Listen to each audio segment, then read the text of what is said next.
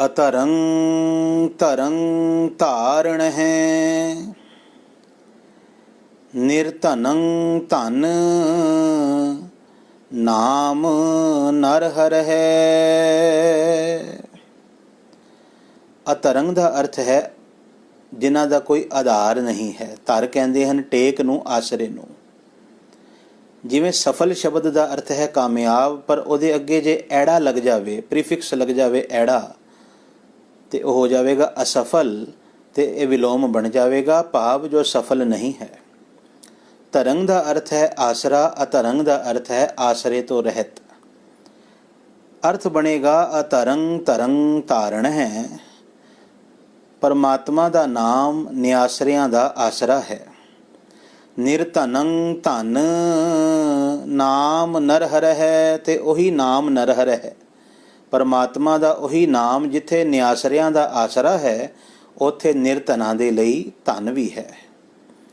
ਅਨਾਥ ਨਾਥ ਗੋਬਿੰਦ ਹੈ, ਬਲਹੀਣ ਬਲ ਕੇਸ਼ਵ ਹੈ।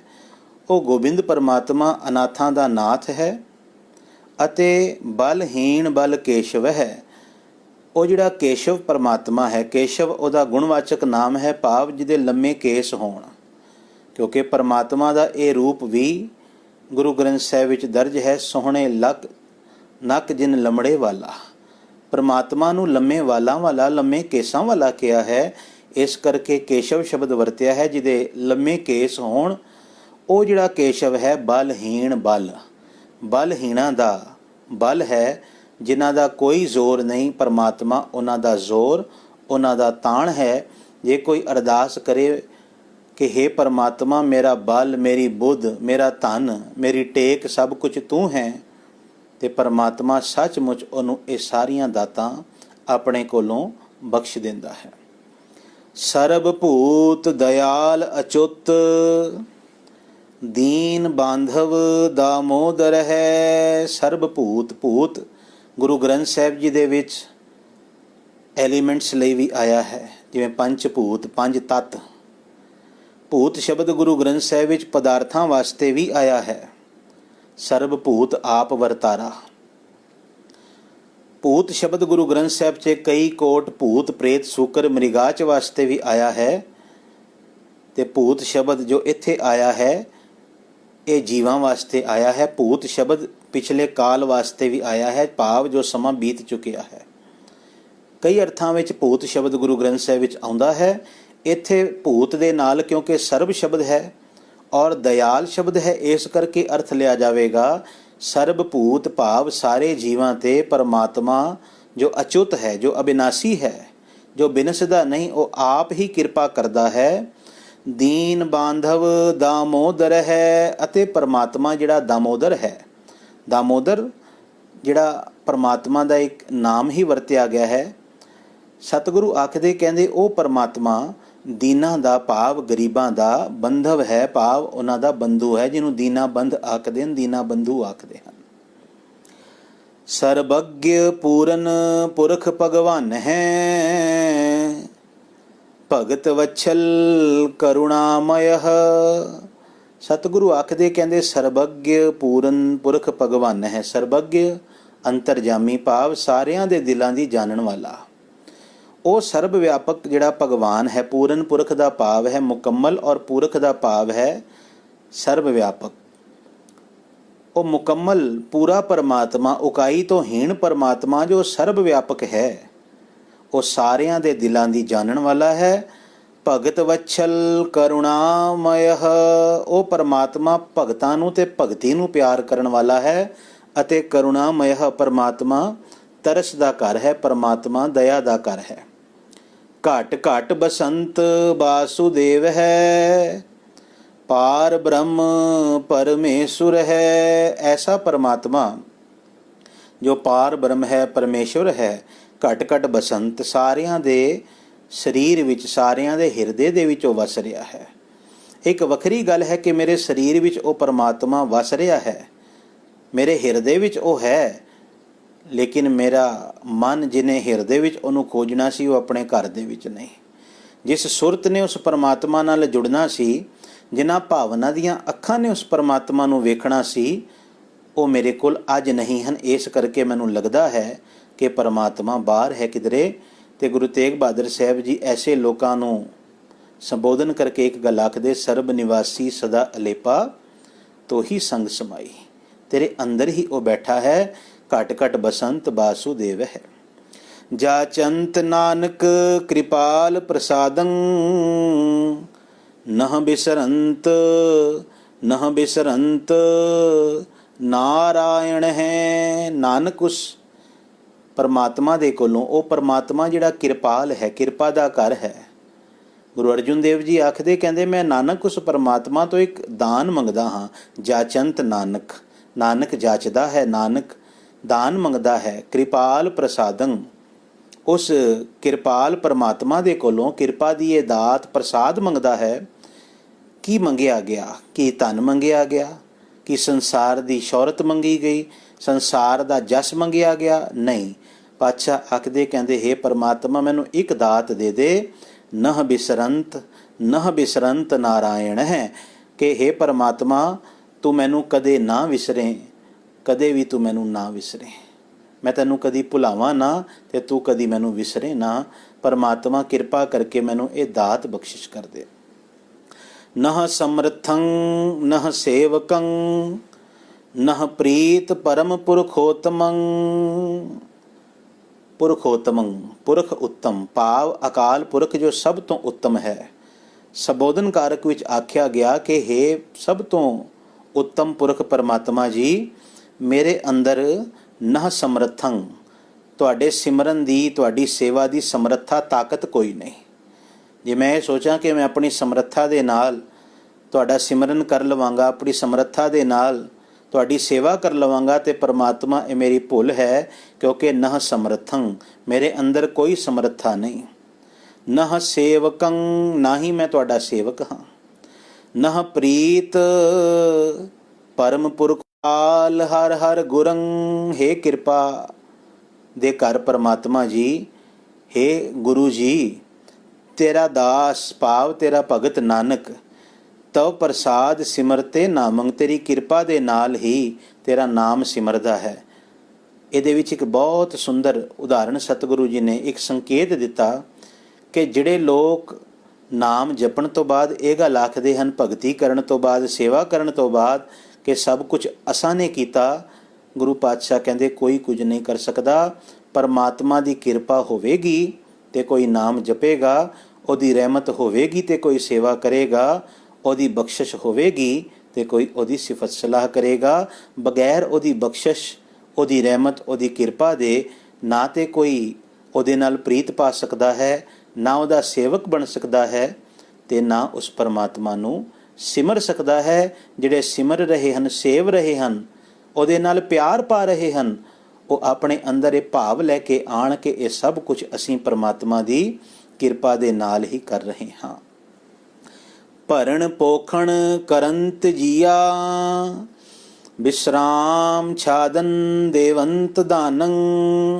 ਉਹ ਪਰਮਾਤਮਾ ਸਾਰੇ ਜੀਵਾਂ ਦਾ ਭਰਨ ਪੋਖਣ ਭਾਵ ਪਾਲਣ ਪੋਸ਼ਣ ਕਰ ਰਿਹਾ ਹੈ।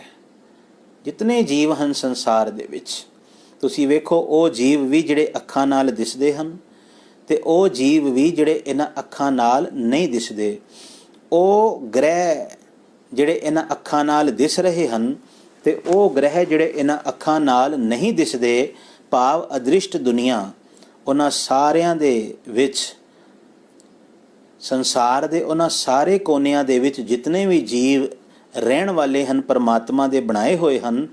ਪਰਮਾਤਮਾ ਆਪ ਉਹਨਾਂ ਸਾਰਿਆਂ ਦੀ ਪਾਲਣ ਪੋਸ਼ਣ ਕਰ ਰਿਹਾ ਹੈ।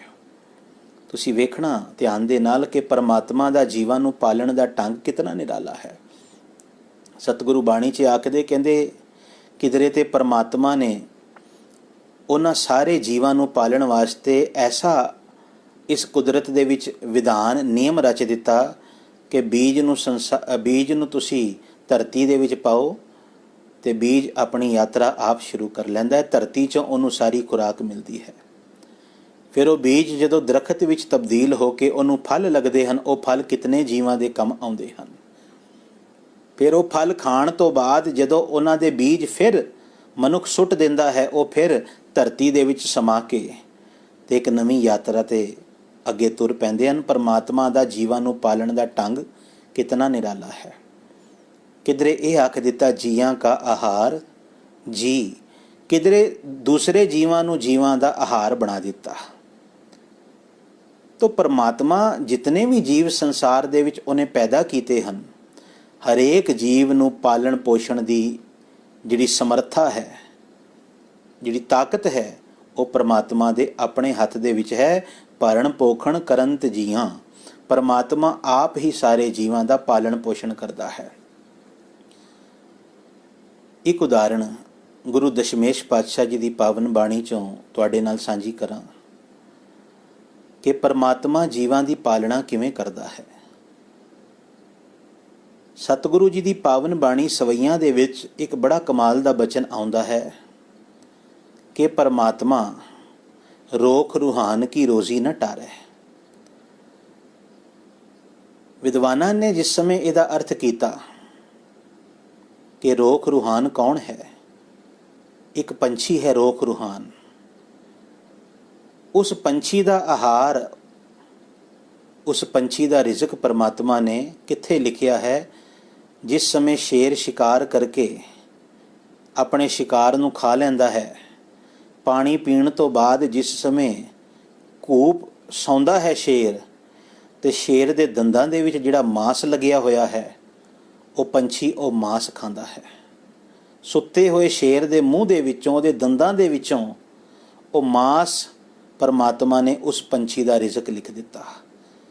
ਕਿਸ ਜੀਵ ਦਾ ਰਿਜ਼ਕ ਕਿੱਥੇ ਲਿਖਿਆ, ਕਿਵੇਂ ਲਿਖਿਆ, ਇਹ ਕੇਵਲ ਪਰਮਾਤਮਾ ਹੀ ਜਾਣਦਾ ਹੈ। ਮੁੱਕਦੀ ਗੱਲ ਇਹ, ਭਰਨ ਪੋਖਣ ਕਰੰਤ ਜੀਆਂ, ਪਰਮਾਤਮਾ ਸਾਰੇ ਜੀਵਾਂ ਦਾ ਪਾਲਣ ਪੋਸ਼ਣ ਕਰ ਰਿਹਾ ਹੈ।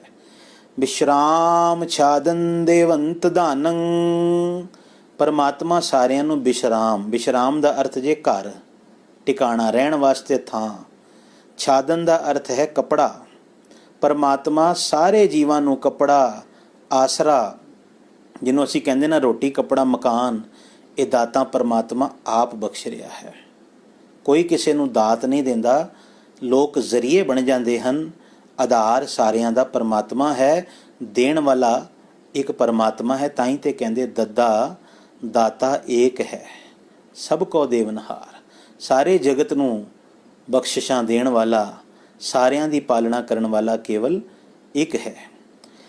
ਸ੍ਰਿਜੰਤ ਰਤਨ ਜਨਮ ਚਤੁਰ ਚੇਤਨ ਹੈ, ਉਹ ਜਿਹੜਾ ਪਰਮਾਤਮਾ ਹੈ ਸ੍ਰਿਜੰਤ ਭਾਵ ਬਣਾਉਂਦਾ ਹੈ, ਸਿਰਜਣਾ ਕਰਦਾ ਹੈ। ਕੀ ਕਰਦਾ ਹੈ? ਰਤਨ ਜਨਮ, ਸਭ ਤੋਂ ਸ੍ਰੇਸ਼ਟ ਜਨਮ, ਮਨੁੱਖਾ ਜਨਮ ਵੀ ਪਰਮਾਤਮਾ ਬਣਾਉਣ ਤੋਂ ਬਾਅਦ, ਭਾਵ ਇਹ ਮਨੁੱਖਾ ਜਨਮ ਵੀ ਉਹਨੇ ਬਣਾਇਆ, ਸਿਰਜਿਆ ਤੇ ਜੀਵਾਂ ਨੂੰ ਉਸਨੇ ਦੇ ਦਿੱਤਾ। ਚਤੁਰ ਚੇਤਨ ਹੈ, ਉਹ ਪਰਮਾਤਮਾ ਜਿਹੜਾ ਚਤੁਰ ਭਾਵ ਸਿਆਣਾ ਹੈ, ਸੂਝਵਾਨ ਹੈ। ਔਰ ਚੇਤਨ ਦਾ ਭਾਵ ਹੈ ਜਿਹੜਾ ਸਜੀਵ ਹੈ, ਭਾਵ ਸਭ ਕੁਝ ਉਹ ਪਰਮਾਤਮਾ ਅਨੁਭਵ ਕਰ ਸਕਦਾ ਹੈ, ਉਹਨੂੰ ਸਭ ਕੁਝ ਮਹਿਸੂਸ ਹੁੰਦਾ ਹੈ। ਐਸਾ ਪਰਮਾਤਮਾ ਜੀਵਾਂ ਦੇ ਰਹਿਣ ਵਾਸਤੇ, ਭਾਵ ਇਹਨਾਂ ਜੀਵਾਂ ਨੂੰ ਮਨੁੱਖਾ ਜਨਮ ਵੀ ਬਖਸ਼ਿਸ਼ ਕਰਦਾ ਹੈ। ਤੇ ਕੇਵਲ ਮਨੁੱਖਾ ਜਨਮ ਹੀ ਨਹੀਂ ਦਿੰਦਾ, ਜੀਵਾਂ ਨੂੰ ਕੇਵਲ ਸਰੀਰ ਹੀ ਨਹੀਂ ਦਿੰਦਾ, ਬਲਕਿ ਸਰੀਰ ਵਿੱਚ ਆਏ ਹੋਏ ਜੀਵਾਂ ਦੀ ਪਾਲਣਾ ਪੋਸ਼ਣਾ ਵੀ ਆਪ ਕਰਦਾ ਹੈ। ਕਈ ਪ੍ਰਕਾਰ ਦੇ ਨਾਲ ਉਹਨਾਂ ਨੂੰ ਆਸਰਾ, ਕਈ ਪ੍ਰਕਾਰ ਦੇ ਨਾਲ ਉਹਨਾਂ ਨੂੰ ਆਧਾਰ, ਭੋਜਨ, ਕੱਪੜਾ ਇਤਿਆਦਿ ਪਰਮਾਤਮਾ ਆਪ ਬਖਸ਼ਦਾ ਹੈ। ਇਹ ਉਹਦੀ ਕਿਰਪਾ ਹੈ। ਵਰਤੰਤ ਸੁਖ ਆਨੰਦ ਪ੍ਰਸਾਦ ਹੈ, ਉਸ ਆਨੰਦ ਪ੍ਰਸਾਦ ਹੈ, ਭਾਵ ਆਨੰਦ ਰੂਪ ਪਰਮਾਤਮਾ ਦੀ ਪ੍ਰਸਾਦ ਹੈ, ਕਿਰਪਾ ਦੁਆਰਾ। ਵਰਤੰਤ ਸੁਖ, ਜੀਵ ਸੁਖੀ ਰਹਿੰਦੇ ਹਨ। ਜੇ ਸਾਡੇ ਜੀਵਨ 'ਚ ਸੁਖ ਹੈ ਨਾ, ਤੇ ਸੱਚ ਜਾਣਨਾ ਇਹ ਸੁਖ ਪਰਮਾਤਮਾ ਦਾ ਦਿੱਤਾ ਹੋਇਆ ਹੈ। ਅੱਜ ਅਜੋਕੇ ਸਮੇਂ ਦੇ ਵਿੱਚ ਵੀ ਜਿੱਥੇ ਕਿਤਨੇ ਦੁਨੀਆ ਦੇ ਵਿੱਚ ਲੋਕ ਐਸੇ ਹਨ ਜਿਹੜੇ ਇੱਕ ਇੱਕ ਦਾਣੇ ਨੂੰ ਤਰਸ ਰਹੇ ਹਨ, ਮੁਤਾਜਗੀ ਉਹਨਾਂ ਦੇ ਜੀਵਨ ਵਿੱਚ ਸਪਸ਼ਟ ਨਜ਼ਰ ਆ ਰਹੀ ਹੈ। ਜੇ ਸਾਡੇ ਸਾਹਮਣੇ ਭੋਜਨ ਦਾ ਥਾਲ ਆਵੇ, ਭੋਜਨ ਪਰੋਸਿਆ ਹੋਇਆ ਆਵੇ, ਤੇ ਸਾਡੇ ਹੱਥ ਜੁੜ ਜਾਣ, ਅਸੀਂ ਅਰਜ਼ੋਈ ਕਰੀਏ ਪਰਮਾਤਮਾ ਦੇ ਅੱਗੇ, ਹੇ ਵਾਹਿਗੁਰੂ ਕਿਰਪਾ ਕੀਤੀ, ਇਤਨੇ ਬਿਖਮ ਸਮੇਂ ਦੇ ਵਿੱਚ ਵੀ ਤੂੰ ਮੈਨੂੰ ਇਤਨਾ ਸੋਹਣਾ ਭੋਜਨ ਦੇ ਦਿੱਤਾ। ਜਿਸ ਸਮੇਂ ਲੱਖਾਂ ਲੋਕ ਭੋਜਨ ਦੇ ਲਈ ਦਰ-ਦਰ ਭਟਕ ਰਹੇ ਹਨ, ਦਾਣੇ-ਦਾਣੇ ਨੂੰ ਮੁਤਾਜ ਹੋਏ ਪਏ ਹਨ। ਤੂੰ ਇਤਨਾ ਸਵਾਦਲਾ ਭੋਜਨ ਮੈਨੂੰ ਦਿੱਤਾ ਪਰਮਾਤਮਾ, ਇੱਕ ਤਾਂ ਇਸ ਭੋਜਨ ਵਾਸਤੇ ਤੇਰਾ ਧੰਨਵਾਦ ਹੈ, ਤੇ ਦੂਜਾ ਤੇਰੇ ਦਰ ਤੇ ਅਰਦਾਸ ਹੈ, ਸਭੇ ਜੀ ਸੰਭਾਲ, ਆਪਣੀ ਮਿਹਰ ਕਰ ਪਰਮਾਤਮਾ, ਸਾਰੇ ਜੀਵਾਂ ਨੂੰ ਸੰਭਾਲ ਲੈ। ਸਿੱਖ ਤੇ ਰੋਜ਼ ਅਰਦਾਸ ਕਰਦਾ ਹੈ, ਨਾਨਕ ਨਾਮ ਚੜ੍ਹਦੀ ਕਲਾ, ਤੇਰੇ ਭਾਣੇ ਸਰਬੱਤ ਦਾ ਭਲਾ। ਜਦੋਂ ਵੀ ਭੋਜਨ ਆਵੇ ਨਾ, ਭੋਜਨ ਖਾਣ ਤੋਂ ਪਹਿਲੇ ਵੀ ਸ਼ੁਕਰਾਨਾ ਕਰੋ, ਖਾਂਦਿਆਂ ਖਾਂਦਿਆਂ ਵੀ ਪਰਮਾਤਮਾ ਨੂੰ ਚੇਤੇ ਕਰੋ, ਤੇ ਖਾਣ ਤੋਂ ਬਾਅਦ ਵੀ ਉਹਦਾ ਧੰਨਵਾਦ ਕਰੋ, ਪਰਮਾਤਮਾ ਤੇਰੀ ਕਿਰਪਾ ਦੇ ਨਾਲ ਇਹ ਸਭ ਕੁਝ ਸਾਨੂੰ ਪ੍ਰਾਪਤ ਹੋਇਆ ਹੈ। ਤੇਰੀ ਕਿਰਪਾ ਨਾਲ ਅਸੀਂ ਸੁੱਖ ਵਿੱਚ ਜੀ ਰਹੇ ਹਾਂ। ਕਿਰਪਾ ਬਣਾਈ ਰੱਖੀ, ਆਪਣੀ ਬਖਸ਼ਿਸ਼ ਸਾਡੇ ਜੀਵਨ 'ਤੇ ਬਣਾਈ ਰੱਖੀ, ਔਰ ਆਪਣਾ ਸਿਮਰਨ ਸਾਨੂੰ ਬਖਸ਼ੀ ਰੱਖੀ। ਸਿਮਰੰਤ ਨਾਨਕ ਹਰ ਹਰ ਹਰੇ। ਹੈ ਨਾਨਕ, ਜੋ ਜੀਵ ਉਸ ਹਰੀ ਨੂੰ ਸਿਮਰਦੇ ਹਨ, ਉਹਨਾਂ ਦੇ ਜੀਵਨ ਵਿੱਚ ਬੜਾ ਵੱਡਾ ਇੱਕ ਬਦਲਾਵ ਆਉਂਦਾ ਹੈ। ਅਨਿਤ ਰਚਨਾ ਨਿਰਮੋਹ ਤੇ ਪਲੂਰਲ ਹੈ, ਸਰਵਨਾਮ ਹੈ, ਭਾਵ ਉਹ ਮਨੁੱਖ ਇਸ ਅਨਿਤ ਰਚਨਾ ਤੋਂ ਨਿਰਮੋਹ ਰਹਿੰਦੇ ਹਨ, ਭਾਵ ਇਸ ਨਾਸ਼ਵੰਤ ਜਗਤ ਤੋਂ ਉਹ ਨਿਰਮੋਹ ਰਹਿੰਦੇ ਹਨ। ਉਹਨਾਂ ਦਾ ਚਿੱਤ, ਉਹਨਾਂ ਦੀ ਸੁਰਤ, ਉਹਨਾਂ ਦਾ ਮਨ ਸੰਸਾਰ ਦੇ ਮੋਹ ਵਿੱਚ ਨਹੀਂ ਫਸਦਾ। ਸੰਸਾਰ ਵਿੱਚ ਵਰਤਦੇ ਸਭ ਕੁਝ ਹਨ, ਲੇਕਿਨ ਵਰਤਣ ਲੱਗਿਆਂ ਬਖਸ਼ਣ ਵਾਲੇ ਨੂੰ, ਦਾਤਾਂ ਦੇਣ ਵਾਲੇ ਨੂੰ ਯਾਦ ਕਰਦੇ ਹਨ, ਤੇ ਇਹ ਵੀ ਜਾਣਦੇ ਹਨ ਕਿ ਇਹ ਵਰਤਾਵਾ ਵਰਤ ਜ਼ਰੂਰ ਰਹੇ ਹਾਂ। ਸਰੀਰ ਦੇ ਕੰਮ ਆ ਸਕਦਾ ਹੈ, ਮਨ ਨੂੰ ਕੁਝ ਦੇਰ ਲਈ ਪ੍ਰਸੰਨ ਕਰ ਸਕਦਾ ਹੈ, ਪਰ ਆਤਮਾ ਦਾ ਭੋਜਨ, ਆਤਮਾ ਦੀ ਖੁਰਾਕ, ਆਤਮਾ ਦਾ ਧਨ ਤੇ ਕੇਵਲ ਸਿਮਰਨ ਹੈ ਪਰਮਾਤਮਾ ਦਾ। ਇਸ ਕਰਕੇ ਸਭ ਕੁਝ ਭੋਗਦਿਆਂ ਹੋਇਆਂ ਵੀ ਅਰਦਾਸ ਕਰਦੇ ਹਨ ਕਿ ਪਰਮਾਤਮਾ ਇਹ ਸਭ ਕੁਝ ਤਾਂ ਸਫਲਾ ਜੇ ਸਭ ਕੁਝ ਭੋਗਣ ਦੇ ਨਾਲ ਤੇਰਾ ਸਿਮਰਨ, ਤੇਰੀ ਬਾਣੀ, ਤੇਰੀ ਸਿਫਤ ਸਲਾਵੀ ਨਾਲ ਨਾਲ ਕਰਦੇ ਰਹੀਏ। ਦਾਨੰ ਪਰਾ ਪੂਰਬੇਣ ਪੁੰਚੰਤੇ ਮਹੀਪਤੇ। ਇਸ ਸ਼ਲੋਕ ਦੇ ਵਿੱਚ ਸਤਿਗੁਰੂ ਜੀ ਨੇ ਇੱਕ ਸੰਕਲਪ ਦ੍ਰਿੜ ਕਰਾਇਆ ਹੈ ਕਿ ਪੂਰਬਲੇ ਜਨਮਾਂ ਵਿੱਚ ਜੋ ਮਨੁੱਖ ਨੇ, ਇਸ ਜੀਵ ਨੇ ਪੁੰਨ ਦਾਨ ਕੀਤਾ, ਚੰਗੇ ਕਰਮ ਕੀਤੇ, ਸਤਿਗੁਰੂ ਜੀ ਬਚਨ ਆਖਦੇ, ਕਹਿੰਦੇ ਪੂਰਬਲੇ ਜਨਮਾਂ ਵਿੱਚ ਕੀਤੇ ਹੋਏ ਪੁੰਨ ਦਾਨ ਦਾ ਸਦਕਾ, ਪੁੰਨ ਕਰਮ ਦਾ ਸਦਕਾ ਪੁੰਚਨ ਤੇ ਮਹੀਪ ਤੇ ਲੋਕ ਧਰਤੀ ਦੇ ਮਾਲਕ ਬਣ ਜਾਂਦੇ ਹਨ, ਰਾਜੇ ਬਣ ਜਾਂਦੇ ਹਨ, ਲੈਂਡਲੋਰਡ ਬਣ ਜਾਂਦੇ ਹਨ, ਰਾਜੇ ਬਣ ਜਾਂਦੇ ਹਨ। ਭਾਵ ਜੇ ਅੱਜ ਕਿਸੇ ਦੇ ਘਰ ਦੇ ਵਿੱਚ ਬਹੁਤ ਕੁਝ ਮੌਜੂਦ ਹੈ, ਰੱਬ ਨੇ ਕਿਸੇ ਨੂੰ ਬਹੁਤ ਕੁਝ ਦਿੱਤਾ, ਤੇ ਇਹ ਤਾਂ ਹੀ ਦਿੱਤਾ ਗਿਆ ਉਸ ਨੂੰ ਕਿਉਂਕਿ ਉਹਨੇ ਪੂਰਬਲੇ ਜਨਮਾਂ ਦੇ ਵਿੱਚ ਕਿਧਰੇ ਪੁੰਨ ਦਾਨ ਕੀਤਾ ਸੀ, ਕਿਧਰੇ ਉਹਨੇ ਚੰਗੇ ਕਰਮ ਕੀਤੇ ਸਨ, ਲੋਕਾਂ ਦੇ ਉੱਤੇ ਪਰਉਪਕਾਰ ਕੀਤਾ ਸੀ, ਤੇ ਉਹ ਕੀਤਾ ਹੋਇਆ ਪਰਉਪਕਾਰ ਇਸ ਜਨਮ ਦੇ ਵਿੱਚ ਪਰਮਾਤਮਾ ਦੀ ਬਖਸ਼ਿਸ਼ ਬਣ ਕੇ ਸਾਹਮਣੇ ਆ ਗਿਆ। ਪਰ ਹੁਣ ਬਹੁਤ ਕੁਝ ਰੱਬ ਦੇ ਘਰੋਂ ਮਿਲ ਗਿਆ, ਤੇ ਮਨੁੱਖ ਇਹ ਸੋਚੇ ਕਿ ਸਭ ਕੁਝ ਹੁਣ ਮੇਰਾ ਹੈ। ਐਸਾ ਧਨ, ਐਸਾ ਪਦਾਰਥ, ਐਸੀ ਸ਼ੌਹਰਤ, ਐਸਾ ਨਾਮ, ਐਸੇ ਪਦਾਰਥ ਕਿਸੇ ਕੋਲ ਵੀ ਨਹੀਂ। ਇੱਕ ਤੇ ਉਹਨਾਂ ਦਾ ਹੰਕਾਰੀ ਹੋ ਜਾਵੇ, ਦੂਸਰਾ ਉਸ ਧਨ ਦੀ ਕੁਵਰਤੋਂ ਕਰੇ, ਲੋਕਾਂ ਦੇ ਨਾਲ ਮਾੜਾ ਵਿਵਹਾਰ ਕਰੇ, ਵਿਪਰੀਤ ਬੁੱਧ ਹੋ ਜਾਵੇ, ਭਾਵ ਮਤ ਪਿੱਟ ਜਾਵੇ, ਤੇ ਲੋਕਾਂ ਦੇ ਨਾਲ ਜ਼ੁਲਮ ਧੱਕੇ ਕਰਨ ਲੱਗ ਪਵੇ। ਗੁਰੂ ਅਰਜੁਨ ਦੇਵ ਜੀ ਆਖਦੇ, ਕਹਿੰਦੇ ਜੇ ਪੂਰਬਲੇ ਕੀਤੇ ਹੋਏ ਨੇਕ ਕਰਮਾਂ ਦਾ ਫਲ ਇਸ ਜਨਮ ਦੇ ਵਿੱਚ ਸੁਖ ਰੂਪ ਵਿੱਚ ਮਿਲਿਆ, ਤੇ ਇਸ ਜਨਮ ਵਿੱਚ ਕੀਤੇ ਹੋਏ ਮਾੜੇ ਕਰਮਾਂ ਦਾ ਫਲ ਫਿਰ ਆਉਣ ਵਾਲੇ ਸਮੇਂ ਵਿੱਚ ਦੁੱਖ ਰੂਪ ਵਿੱਚ ਮਿਲੇਗਾ। ਵਿਪਰੀਤ ਬੁੱਧਿਅੰ ਮਾਰਤ ਲੋਕ ਹੈ, ਨਾਨਕ ਚਿਰੰਕਾਲ ਦੁੱਖ ਭੋਗਤੇ। ਪਰ ਜੇ ਸਤਿਗੁਰੂ ਆਖਦੇ, ਕਹਿੰਦੇ ਇਸ ਨਾਸ਼ਵੰਤ ਜਗਤ ਦੇ ਵਿੱਚ ਮਾਰਤ ਲੋਕ ਹੈ, ਇਸ ਮਾਤ ਲੋਕ ਦੇ ਵਿੱਚ ਭਾਵ ਉਹ ਲੋਕ ਜਿਹਦੇ ਵਿੱਚ ਮ੍ਰਿਤਿਉ ਹੈ, ਜਿਹੜਾ ਨਾਸ਼ਵੰਤ ਹੈ। ਇਸ ਨਾਸ਼ਵੰਤ ਜਗਤ ਵਿੱਚ ਉਹਨਾਂ ਸੁੱਖਾਂ ਦੇ ਕਾਰਨ, ਉਹਨਾਂ ਪਦਾਰਥਾਂ ਦੇ ਕਾਰਨ ਜੇ ਬੁੱਧੀ ਪਲਟ ਗਈ, ਵਿਪਰੀਤ ਹੋ ਗਈ, ਤੇ ਲੋਕਾਂ ਦੇ ਉੱਤੇ ਤਸ਼ੱਦਦ ਕਰਨ ਲੱਗ ਪਿਆ ਵਿਪਰੀਤ ਬੁੱਧੀ ਦੇ ਕਰਕੇ। ਗੱਲ ਸਮਝਣਾ ਧਿਆਨ ਦੇ ਨਾਲ, ਬੁੱਧੀ ਬਦਲੇਗੀ, ਬੁੱਧੀ ਭ੍ਰਿਸ਼ਟੇਗੀ, ਤੇ ਲੋਕਾਂ ਨਾਲ ਵਿਵਹਾਰ ਵੀ ਬਦਲ ਜਾਵੇਗਾ।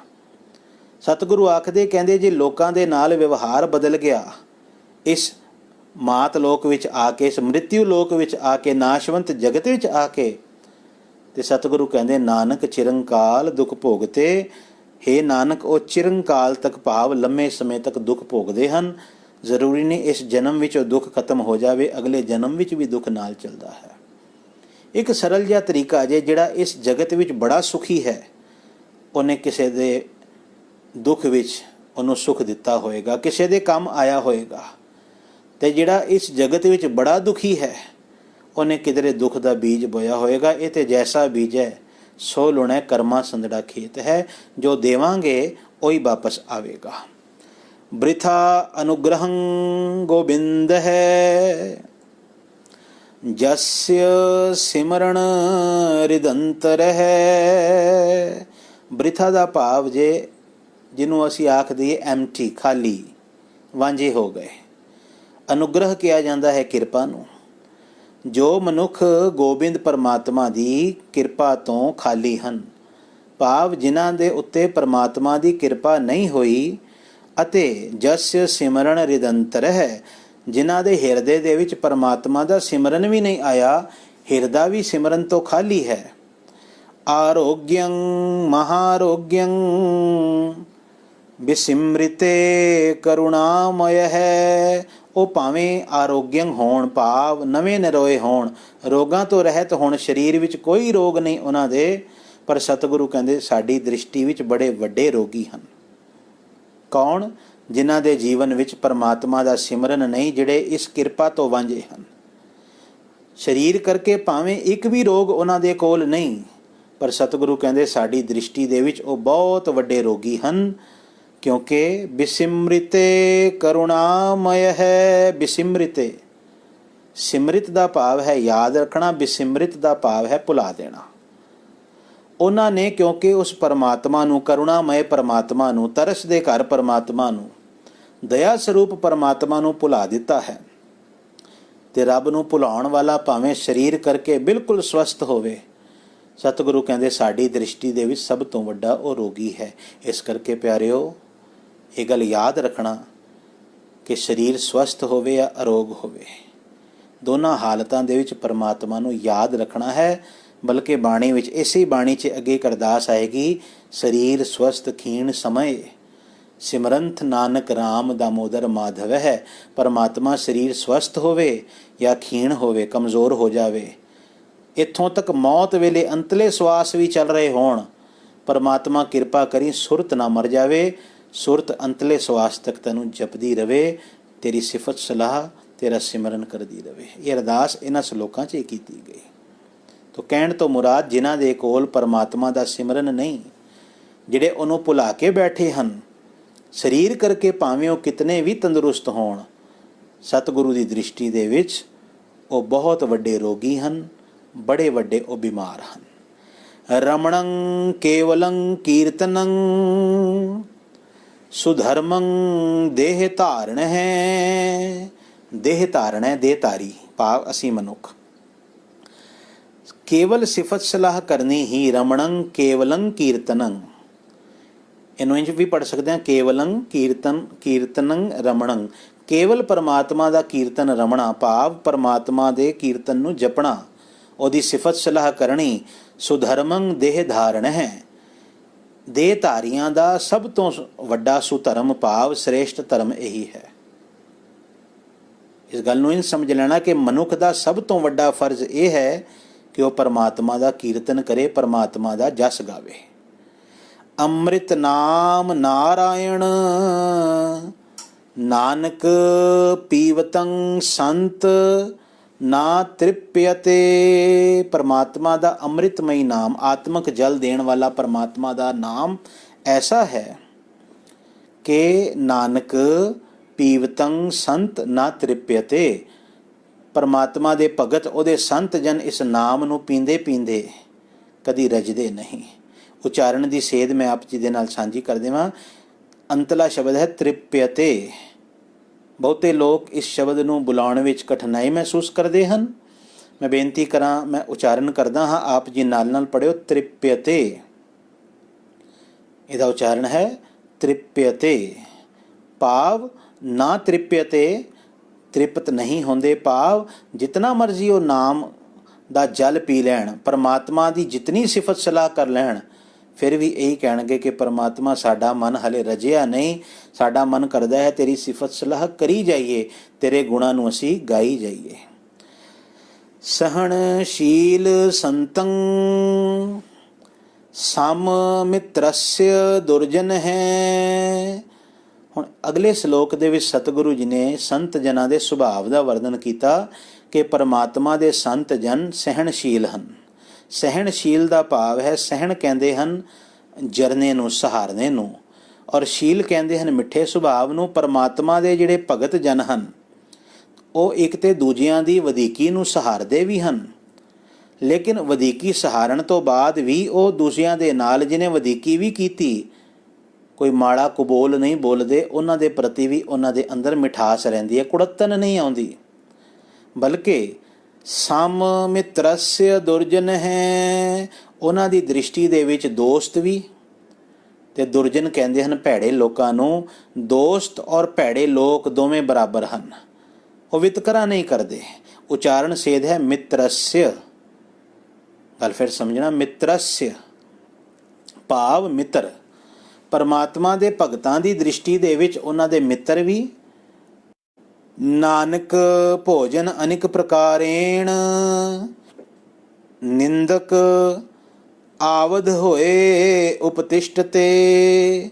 ਸਤਿਗੁਰੂ ਆਖਦੇ ਕਹਿੰਦੇ ਹੈ ਨਾਨਕ ਭਾਵੇਂ ਜਿਹੜੇ ਉਹਨਾਂ ਦੇ ਮਿੱਤਰ ਸਨ ਉਹਨਾਂ ਦੇ ਲਈ ਭੋਜਨ ਅਨੇਕ ਪ੍ਰਕਾਰੇਣ ਕਈ ਕਿਸਮਾਂ ਦੇ ਭੋਜਨ ਲੈ ਆਣ, ਭਾਵ ਉਹਨਾਂ ਦੀ ਖਿਦਮਤ ਕਰਨ, ਉਹਨਾਂ ਦੀ ਸਾਰ ਲੈਣ, ਉਹਨਾਂ ਦੀ ਸੇਵਾ ਕਰਨ, ਤੇ ਸੇਵਾ ਕਰਨ ਵਾਲਿਆਂ ਨਾਲ ਉਹ ਮੋਹ ਪਾ ਕੇ ਨਹੀਂ ਬੈਠ ਜਾਂਦੇ। ਤੇ ਦੂਜੇ ਪਾਸੇ ਨਿੰਦਕ, ਜਿਹੜੇ ਨਿੰਦਕ ਹਨ ਉਹਨਾਂ ਦੇ, ਜਿਹੜੇ ਸਲੈਂਡਰਿੰਗ ਕਰਨ ਵਾਲੇ ਹਨ, ਜਿਹੜੇ ਉਹਨਾਂ ਬਾਰੇ ਅਪਸ਼ਬਦ ਬੋਲਣ ਵਾਲੇ ਹਨ, ਆਵਧ ਹੋਏ ਉਪਤਿਸ਼ਟ ਤੇ, ਉਹ ਭਾਵੇਂ ਹੱਥ ਵਿੱਚ ਸ਼ਸਤਰ ਲੈ ਕੇ ਆ ਜਾਣ। ਆਵਧ ਦਾ ਅਰਥ ਹੈ ਸ਼ਸਤਰ, ਉਪਤਿਸ਼ਟਤੇ ਦਾ ਭਾਵ ਹੈ ਉਹਨਾਂ ਦੇ ਨਿਕਟ ਆ ਜਾਣ। ਨਿੰਦਕ ਸ਼ਸਤਰ ਲੈ ਕੇ ਨਿਕਟ ਆ ਜਾਣ ਉਹਨਾਂ ਨੂੰ ਮਾਰਨ ਵਾਸਤੇ, ਤੇ ਉਹਨਾਂ ਨਿੰਦਕਾਂ ਨੂੰ ਮਾੜਾ ਨਹੀਂ ਆਖਣਗੇ। ਭਗਤਾਂ ਦੀ ਦ੍ਰਿਸ਼ਟੀ ਦੇ ਵਿੱਚ, ਸੰਤਾਂ ਦੀ ਦ੍ਰਿਸ਼ਟੀ ਦੇ ਵਿੱਚ ਦੋਵੇਂ ਲੋਕ ਇੱਕ ਬਰਾਬਰ ਹੋਣਗੇ, ਉਹ ਸਰਬੱਤ ਦਾ ਭਲਾ ਮੰਗਣਗੇ। ਐਸੀ ਬਿਰਤੀ ਪਰਮਾਤਮਾ ਦੇ ਸੰਤ ਦੀ ਇੱਥੇ ਦ੍ਰਿੜ ਕਰਾਈ ਗਈ ਹੈ। ਤਿਰਸਕਾਰ ਨਹ ਭਵੰਤ ਨਹ ਭਵੰਤ ਮਾਨ ਭੰਗਨ ਹੈ। ਤਿਰਸਕਾਰ ਕਹਿੰਦੇ ਹਨ ਬੇਇੱਜ਼ਤੀ ਨੂੰ, ਨਿਰਾਦਰੀ ਨੂੰ। ਭਵੰਤ ਦਾ ਭਾਵ ਹੈ ਹੋ ਜਾਣਾ। ਤਿਰਸਕਾਰ ਨਹ ਭਵੰਤ ਭਾਵ ਉਹਨਾਂ ਦੀ ਕਦੀ ਬੇਇੱਜ਼ਤੀ ਨਹੀਂ ਹੁੰਦੀ, ਉਹਨਾਂ ਦਾ ਕਦੀ ਵੀ ਨਿਰਾਦਰ ਨਹੀਂ ਹੁੰਦਾ, ਹੋ ਹੀ ਨਹੀਂ ਸਕਦਾ। ਨਹ ਭਵੰਤ ਮਾਨ ਭੰਗਨ ਹੈ, ਉਹਨਾਂ ਦਾ ਮਾਨ ਭੰਗ ਵੀ ਨਹੀਂ ਹੁੰਦਾ ਕਦੀ, ਭਾਵ ਉਹਨਾਂ ਦਾ ਕਦੀ ਅਪਮਾਨ ਵੀ ਨਹੀਂ ਹੋ ਸਕਦਾ। ਕਿਹਨਾਂ ਦਾ? ਸ਼ੋਭਾਹੀਨ ਨਹ ਭਵੰਤ ਨਹ ਪੋਹੰਤ ਸੰਸਾਰ ਦੁੱਖ ਨ ਹੈ, ਉਹਨਾਂ ਦੀ ਕਦੇ ਸ਼ੋਭਾ ਵੀ ਮਿਟਦੀ ਨਹੀਂ, ਸ਼ੋਭਾਹੀਨ ਕਦੀ ਹੁੰਦੇ ਹੀ ਨਹੀਂ ਉਹ। ਤੇ ਨਾ ਹੀ ਨਹ ਪੋਹੰਤ ਸੰਸਾਰ ਦੁੱਖ ਨ ਹੈ, ਸੰਸਾਰ ਦਾ ਦੁੱਖ ਉਹਨਾਂ ਨੂੰ ਪੋ ਸਕਦਾ ਹੈ, ਉਹਨਾਂ ਦੇ ਉੱਤੇ ਆਪਣਾ ਅਸਰ ਪਾ ਸਕਦਾ ਹੈ। ਕੌਣ? ਗੋਬਿੰਦ ਨਾਮ ਜਪੰਤ ਮਿਲ ਸਾਧ ਸੰਗ ਹੈ, ਨਾਨਕ ਸੇ ਪ੍ਰਾਣੀ ਸੁਖ ਬਾਸਨ ਹੈ। ਜਿਹੜੇ ਪਰਮਾਤਮਾ ਦੇ ਭਗਤ ਜਨ ਗੋਬਿੰਦ ਦਾ ਨਾਮ ਸੰਗਤ ਵਿੱਚ ਮਿਲ ਕੇ ਜਪਦੇ ਹਨ, ਉਹਨਾਂ ਦਾ ਕਦੀ ਤਿਰਸਕਾਰ ਨਹੀਂ ਹੋ ਸਕਦਾ, ਉਹਨਾਂ ਦਾ ਕਦੀ ਅਪਮਾਨ ਨਹੀਂ ਹੋ ਸਕਦਾ, ਉਹਨਾਂ ਦੀ ਕਦੀ ਸ਼ੋਭਾ ਮਿਟਾਈ ਨਹੀਂ ਜਾ ਸਕਦੀ, ਉਹਨਾਂ ਤੇ ਕਦੀ ਦੁੱਖ ਆਪਣਾ ਪ੍ਰਭਾਵ ਨਹੀਂ ਪਾ ਸਕਦਾ। ਸਤਿਗੁਰੂ ਆਖਦੇ ਹੈ ਨਾਨਕ ਉਹ ਬੰਦੇ ਸਦਾ ਸੁਖੀ ਵਸਦੇ ਹਨ। ਨਾਨਕ ਸੇ ਪ੍ਰਾਣੀ ਸੁਖ ਬਾਸਨ ਹੈ, ਉਹ ਪ੍ਰਾਣੀ ਸਦਾ ਸੁਖੀ ਵਸਦੇ ਹਨ। ਕਿਹੜੇ? ਗੋਬਿੰਦ ਨਾਮ ਜਪੰਤ ਮਿਲ ਸਾਧ ਸੰਗ ਹੈ, ਜਿਹੜੇ ਗੁਰੂ ਦੀ ਸੰਗਤ ਵਿੱਚ ਆ ਕੇ ਗੋਬਿੰਦ ਦਾ ਨਾਮ ਜਪਦੇ ਹਨ। ਸੈਨਾ ਸਾਧ ਸਮੂਹ ਸੂਰ ਅਜਿਤੰ ਸੰਨਾਹੰ ਤਨ ਨਿਮਰਤਾ। ਉਚਾਰਨ ਦੀ ਮੈਂ ਬੇਨਤੀ ਕਰਦਿਆਂ, ਇੱਕ ਤੇ ਉਚਾਰਨ ਕਰਨਾ ਹੈ ਸੰਨਾਹੰ। ਸੰਨਾਹ ਕਿਹਾ ਜਾਂਦਾ ਹੈ ਆਰਮਰ ਨੂੰ, ਜਿਵੇਂ ਕਵਚ ਜਿਹਨੂੰ ਅਸੀਂ ਆਖ ਦਿੰਦੇ ਹਾਂ। ਇਸੇ ਪ੍ਰਕਾਰ ਨਿਮਰਤਾ, ਨਿਮਰਤਾ ਕਿਹਾ ਜਾਂਦਾ ਹੈ ਨਿਮਰਤਾ ਸੁਭਾਵ ਨੂੰ, ਗਰੀਬੀ ਨੂੰ। ਸਤਿਗੁਰੂ ਆਖਦੇ ਕਹਿੰਦੇ ਜਿਹੜੇ ਪਰਮਾਤਮਾ ਦੇ ਸੰਤ ਜਨ ਹਨ, ਸਾਧ ਸਮੂਹ ਹੈ ਜੋ, ਮੰਨ ਲਵੋ ਸੈਨਾ, ਸੂਰ ਅਜਿਤੰ, ਐਂ ਜੋੜ ਜੁੜੇਗਾ ਇਹਦਾ ਵੀ ਸਾਧ ਸਮੂਹ ਸੂਰ ਅਜਿਤੰ ਸੈਨਾ, ਨਾ ਜਿੱਤੇ ਜਾਣ ਵਾਲੇ ਯੋਧਿਆਂ ਦੀ ਸੈਨਾ ਹੈ ਪਰਮਾਤਮਾ ਦੇ ਭਗਤਾਂ ਦਾ ਇਕੱਠ। ਭਾਵ ਸਤਸੰਗਤ ਜੋ ਹੈ, ਮੰਨ ਲਵੋ ਉਹ ਸੈਨਾ ਹੈ ਜਿਸ ਸੈਨਾ ਨੂੰ ਕਦੀ ਕੋਈ ਜਿੱਤ ਨਹੀਂ ਸਕਦਾ, ਕਿਉਂਕਿ ਉਹਨਾਂ ਦੇ ਮਨ ਦੇ ਉੱਤੇ ਜੋ ਨਿਮਰਤਾ ਹੈ ਉਹ ਕਵਚ ਦਾ ਕੰਮ ਦੇ ਰਹੀ ਹੈ। ਇਹਨੂੰ ਇੰਝ ਸਮਝ ਲੈਣਾ ਕਿ ਜਿਵੇਂ ਇੱਕ ਸੂਰਮਾ ਮੈਦਾਨੇ ਜੰਗ ਦੇ ਵਿੱਚ ਜਦੋਂ ਉਤਰਦਾ ਹੈ ਤੇ ਆਪਣੇ ਸਰੀਰ ਨੂੰ ਬਚਾਉਣ ਦੇ ਲਈ ਉਹ ਕਵਚ ਪਹਿਨਦਾ ਹੈ, ਤੇ ਜਿਹਨੇ ਕਵਚ ਪਾਇਆ ਹੋਇਆ ਹੈ ਨਾ, ਤੀਰ ਉਹਦਾ ਕੁਝ ਵਿਗਾੜ ਨਹੀਂ ਸਕਦੇ। ਇਸੇ ਤਰ੍ਹਾਂ ਜਿਹਨੇ ਨਿਮਰਤਾ ਦਾ ਕਵਚ ਪਾਇਆ ਹੋਇਆ ਹੈ, ਨਿਮਰਤਾ ਦੇ ਕਵਚ ਵਾਲੇ ਨੂੰ ਕਦੀ ਵੀ ਜਿੱਤਿਆ ਨਹੀਂ ਜਾ ਸਕਦਾ, ਕਦੀ ਵੀ ਉਹਦਾ ਕੁਝ ਕੋਈ ਵਿਗਾੜ ਨਹੀਂ ਸਕਦਾ, ਕਿਉਂਕਿ ਉਹ ਨਿਮਰਤਾ ਦੇ ਵਿੱਚ ਹੈ। ਨਿਮਰਤਾ ਵਿੱਚ ਰਹਿਣ ਵਾਲਾ ਕਦੀ ਡਿੱਗਦਾ ਵੀ ਨਹੀਂ, ਕਿਉਂਕਿ ਉਹ ਸਭ ਤੋਂ ਪਹਿਲੇ ਥੱਲੇ ਹੀ ਬੈਠਾ ਹੋਇਆ, ਕਿਧਰੇ ਉੱਤੇ ਚੜ੍ਹਦਾ ਹੀ ਨਹੀਂ। ਉਹ ਡਿੱਗੇਗਾ ਤੇ ਉਹ ਜਿਹੜਾ ਕਿਧਰੇ ਉੱਤੇ ਚੜ੍ਹ ਜਾਵੇਗਾ। ਨਿਮਰਤਾ ਵਾਲਾ ਸੁਭਾਅ ਵਾਲਾ ਮਨੁੱਖ ਹਮੇਸ਼ਾ ਸਾਰਿਆਂ ਦੇ ਚਰਨਾਂ ਦੀ ਪੱਗ ਰੇਨ ਬਣ ਕੇ ਰਹਿੰਦਾ ਹੈ। ਇਸ ਕਰਕੇ ਇੱਕ ਤੇ ਉਹਨੂੰ ਜਿੱਤਿਆ ਨਹੀਂ ਜਾ ਸਕਦਾ, ਭਾਵ ਉਹਨੂੰ ਦੁੱਖ ਨਹੀਂ ਦਿੱਤਾ ਜਾ ਸਕਦਾ, ਤੇ ਦੂਜਾ ਸਤਿਗੁਰੂ ਆਖਦੇ ਕਹਿੰਦੇ ਉਹ ਡਿੱਗਦਾ ਕੋਈ ਨਹੀਂ, ਉਹਨੂੰ ਚੋਟ ਨਹੀਂ ਲੱਗਦੀ ਕਦੀ ਵੀ। ਇਸੇ ਬਿਰਤੀ ਦੇ, ਇਸੇ ਸੁਭਾਅ ਦੇ ਮਾਲਕ ਜਿਹੜੇ ਸਤਸੰਗੀ ਹਨ, ਸਤਿਗੁਰੂ ਕਹਿੰਦੇ ਜਦੋਂ ਇਕੱਠੇ ਹੁੰਦੇ ਹਨ, ਸਮਝ ਲੈਣਾ ਇੱਕ ਬੜੀ ਵੱਡੀ ਸੈਨਾ ਤਿਆਰ ਹੋ ਗਈ। ਆਵਦ ਹੈ ਗੁਣ ਗੋਬਿੰਦ ਰਮਣੰ, ਓਟ ਗੁਰ ਸ਼ਬਦ ਕਰ ਚਰਮਣ ਹੈ। ਆਵਦ ਹੈ, ਪਿੱਛੇ ਆਵਦ ਪੜਿਆ ਸੀ, ਇੱਥੇ ਆਵਦ ਹੈ ਭਾਵ ਸ਼ਸਤਰ, ਹਥਿਆਰ। ਪਰਮਾਤਮਾ ਦੇ ਗੁਣ ਗਾਣੇ, ਗੁਣ ਗੋਬਿੰਦ ਰਮਣੰ, ਆਵਦ ਹੈ, ਐਨ ਸਮਝ ਲੈਣਾ ਕਿ ਪਰਮਾਤਮਾ ਦੇ ਗੋਬਿੰਦ ਦੇ ਗੁਣਾਂ ਨੂੰ ਗਾਣਾ ਉਹਨਾਂ ਦੇ ਹੱਥਾਂ ਦੇ ਵਿੱਚ ਸ਼ਸਤਰ ਹਨ। ਨਿਮਰਤਾ ਦਾ ਕਵਚ ਤੇ ਪਰਮਾਤਮਾ ਦੇ ਗੁਣ ਗਾਣੇ ਉਹਨਾਂ ਦੇ ਕੋਲ ਸ਼ਸਤਰ ਹਨ। ਓਟ ਗੁਰ ਸ਼ਬਦ ਕਰ ਚਰਮਣ ਹੈ, ਤੇ ਗੁਰੂ ਦੇ ਸ਼ਬਦ ਦੀ ਓਟ, ਗੁਰੂ ਦੇ ਸ਼ਬਦ ਦਾ ਸਹਾਰਾ ਉਹਨਾਂ ਦੇ ਹੱਥ ਦੀ ਢਾਲ ਹੈ। ਕਰ ਦਾ ਅਰਥ ਇੱਥੇ ਹੱਥ ਹੋਵੇਗਾ, ਚਰਮਣਹ ਦਾ ਭਾਵ ਹੈ ਢਾਲ, ਭਾਵ ਉਹਨਾਂ ਦੇ ਹੱਥ ਦੀ ਢਾਲ ਗੁਰੂ ਦਾ ਸ਼ਬਦ ਹੈ। ਇੱਕ ਤੇ ਨਿਮਰਤਾ ਵਿੱਚ ਰਹਿੰਦੇ ਹਨ। ਇਹਦਾ ਅਰਥ ਇਹ ਨਹੀਂ ਵੀ ਜਦੋਂ ਨਿਮਰਤਾ ਵਾਲੇ ਦੇ ਉੱਤੇ ਕੋਈ ਵਾਰ ਕਰੇਗਾ ਤੇ ਅੱਗੋਂ ਆਪਣੇ ਆਪ ਨੂੰ ਬਚਾਵੇਗਾ, ਨਹੀਂ ਨਹੀਂ, ਬਚਾਵੇਗਾ। ਆਪਣੇ ਆਪ ਨੂੰ ਬਚਾਉਣ ਵਾਸਤੇ ਉਹ ਗੁਰੂ ਦੇ ਸ਼ਬਦ ਦਾ ਜੋ ਢਾਲ ਹੈ, ਗੁਰੂ ਦੇ ਸ਼ਬਦ ਦੀ, ਉਹਨੂੰ ਅੱਗੇ ਕਰ ਦੇਵੇਗਾ। ਭਾਵ ਜੇ ਕੋਈ ਬੁਰਾ ਬੋਲ ਰਿਹਾ ਹੈ ਤੇ ਉਹਦੇ ਬੋਲਾਂ ਨੂੰ ਆਪਣੇ ਚਿੱਤ ਉੱਤੇ ਨਹੀਂ ਵੱਜਣ ਦੇਵੇਗਾ, ਵਿਚਕਾਰ ਗੁਰੂ ਦਾ ਸ਼ਬਦ ਲੈ ਆਵੇਗਾ, ਵਡਿਆਈ ਲੈ ਆਵੇਗਾ। ਨਿਮਰਤਾ ਦੀ ਇਹ ਨਿਸ਼ਾਨੀ ਹੈ। ਨਾਲ ਹੀ ਉਹਦੇ ਕੋਲ ਪਰਮਾਤਮਾ ਦੇ ਗੁਣਾਂ ਦੇ ਸ਼ਸਤਰ ਵੀ ਉਹਦੇ ਕੋਲ ਮੌਜੂਦ ਹਨ। ਜੇ ਅਗਲਾ ਨਹੀਂ ਹਟਦਾ ਤੇ ਪਰਮਾਤਮਾ ਦੇ ਗੁਣਾਂ ਨੂੰ ਹੀ ਉਹ ਵਰਤ ਕੇ ਤੇ ਉਸ ਤੋਂ ਆਪਣੇ ਆਪ ਨੂੰ ਬਚਾ ਲਵੇਗਾ। ਇੱਥੇ ਮੈਂ ਇੱਕ ਬੇਨਤੀ ਜ਼ਰੂਰ ਕਰਾਂ, ਇਹ ਬਿਰਤੀ ਕੈਸੀ ਹੈ? ਨਿਮਰਤਾ ਵਾਲੀ, ਅਤ ਨਿਮਰਤਾ ਦੀ ਬਿਰਤੀ। ਗੁਰੂ ਅਰਜੁਨ ਦੇਵ ਸਾਹਿਬ ਮਹਾਰਾਜ ਜੋ ਇਸ ਸ਼ਲੋਕ ਦੇ ਵਿੱਚ ਪਰਮਾਤਮਾ ਦੇ ਭਗਤਾਂ ਦੇ ਗੁਣ ਦਰਸਾ ਰਹੇ ਹਨ, ਇਤਨੀ ਨਿਮਰਤਾ ਦੇ ਘਰ ਵਿੱਚ ਰਹਿਣ ਵਾਲੇ ਹਨ। ਵੱਡੇ ਭਰਾ ਨੇ ਸਾਰੀ ਜ਼ਿੰਦਗੀ ਮੁਖਾਲਫਤ ਕੀਤੀ, ਭਰਜਾਈ ਨੇ ਸਿਰ ਦੇ ਉੱਤੇ ਕਿਤਨੀ ਵਾਰ ਗੰਦਗੀ ਵੀ ਪਾਈ, ਕੂੜਾ ਵੀ ਪਾਇਆ, ਗਾਰਾ ਵੀ ਪਾਇਆ।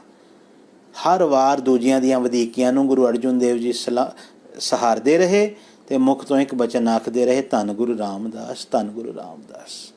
ਇਹ ਸ਼ਬਦ ਦੀ ਕਮਾਈ ਦੀ ਨਿਸ਼ਾਨੀ ਹੈ ਕਿ ਦੂਜਿਆਂ ਦੀਆਂ ਵਧੀਕੀਆਂ ਨੂੰ ਸਹਾਰ ਲਿਆ। ਬਲਕਿ ਜਿਸ ਸਮੇਂ ਭਰਾ ਬਿਮਾਰ ਹੋਇਆ, ਭਰਜਾਈ ਬਿਮਾਰ ਹੋਈ, ਉਹਨਾਂ ਦੇ ਲਈ ਗੁਰੂ ਅਰਜੁਨ ਦੇਵ ਜੀ ਨੇ ਆਪ ਅਰਦਾਸ ਕੀਤੀ, ਵਾਹਿਗੁਰੂ ਜੀ ਆਪ ਕਿਰਪਾ ਕਰੋ, ਪਰਮਾਤਮਾ ਜੀ ਇਹ ਭੁੱਲਣਹਾਰ ਹਨ, ਇਹਨਾਂ ਦੀ ਗਲਤੀ ਬਖਸ਼ ਲਵੋ, ਆਪਣੇ ਦਰ ਤੋਂ ਇਹਨਾਂ ਨੂੰ ਵੀ ਅਰੋਗ ਕਰ ਦਿਓ। ਇਹ ਨਿਮਰਤਾ ਵਾਲੇ ਦੀ ਨਿਸ਼ਾਨੀ ਹੈ ਕਿ ਹਿਆਉ ਨਾ ਠਾਹੇ ਕਹੀਦਾ, ਕਿਸੇ ਦਾ ਵੀ ਉਹ ਦਿਲ ਨਹੀਂ ਦੁਖਾਉਂਦਾ। ਸਤਿਗੁਰੂ ਅੱਗੇ ਆਖਦੇ, ਆਰੂੜ ਤੇ ਅਸ਼ਵ ਰਥ ਨਗ ਹੈ, ਬੁਝੰਤੇ ਪ੍ਰਭ ਮਾਰਗ ਹੈ। ਪਰਮਾਤਮਾ ਦੇ ਭਗਤ ਜਨ ਪਰਮਾਤਮਾ ਨੂੰ ਮਿਲਣ ਦਾ ਜਿਹੜਾ ਰਸਤਾ ਹੈ ਉਹ ਲੱਭਦੇ ਰਹਿੰਦੇ ਹਨ। ਬੁਝੰਤੇ ਸਮਝਦੇ ਰਹਿੰਦੇ ਹਨ, ਬੁਝਦੇ ਹਨ। ਪ੍ਰਭ ਮਾਰਗ ਹੈ, ਪਰਮਾਤਮਾ ਨੂੰ ਮਿਲਣ ਦਾ ਰਸਤਾ। ਤੇ ਇਹੀ ਮਾਨੋ ਆਰੂੜ ਤੇ ਰਥ, ਆਰੂੜ ਤੇ ਅਸ਼ਵ ਰਥ ਨਗ ਹੈ, ਉਹ ਘੋੜੇ ਰਥ ਹਾਥੀਆਂ ਦੀ ਸਵਾਰੀ ਕਰ ਰਹੇ ਹਨ। ਭਾਵ ਪਰਮਾਤਮਾ ਨੂੰ ਖੋਜਣਾ ਹੀ ਉਹਨਾਂ ਦੇ ਲਈ ਘੋੜੇ ਰਥ ਤੇ ਹਾਥੀਆਂ ਦੀ ਸਵਾਰੀ ਹੈ। ਇਹ ਬੜਾ ਵੱਡਾ ਇੱਕ ਗੁਣ ਹੈ। विचरते निर्भयं शत्र सेना धायंते गोपाल कीर्तन है।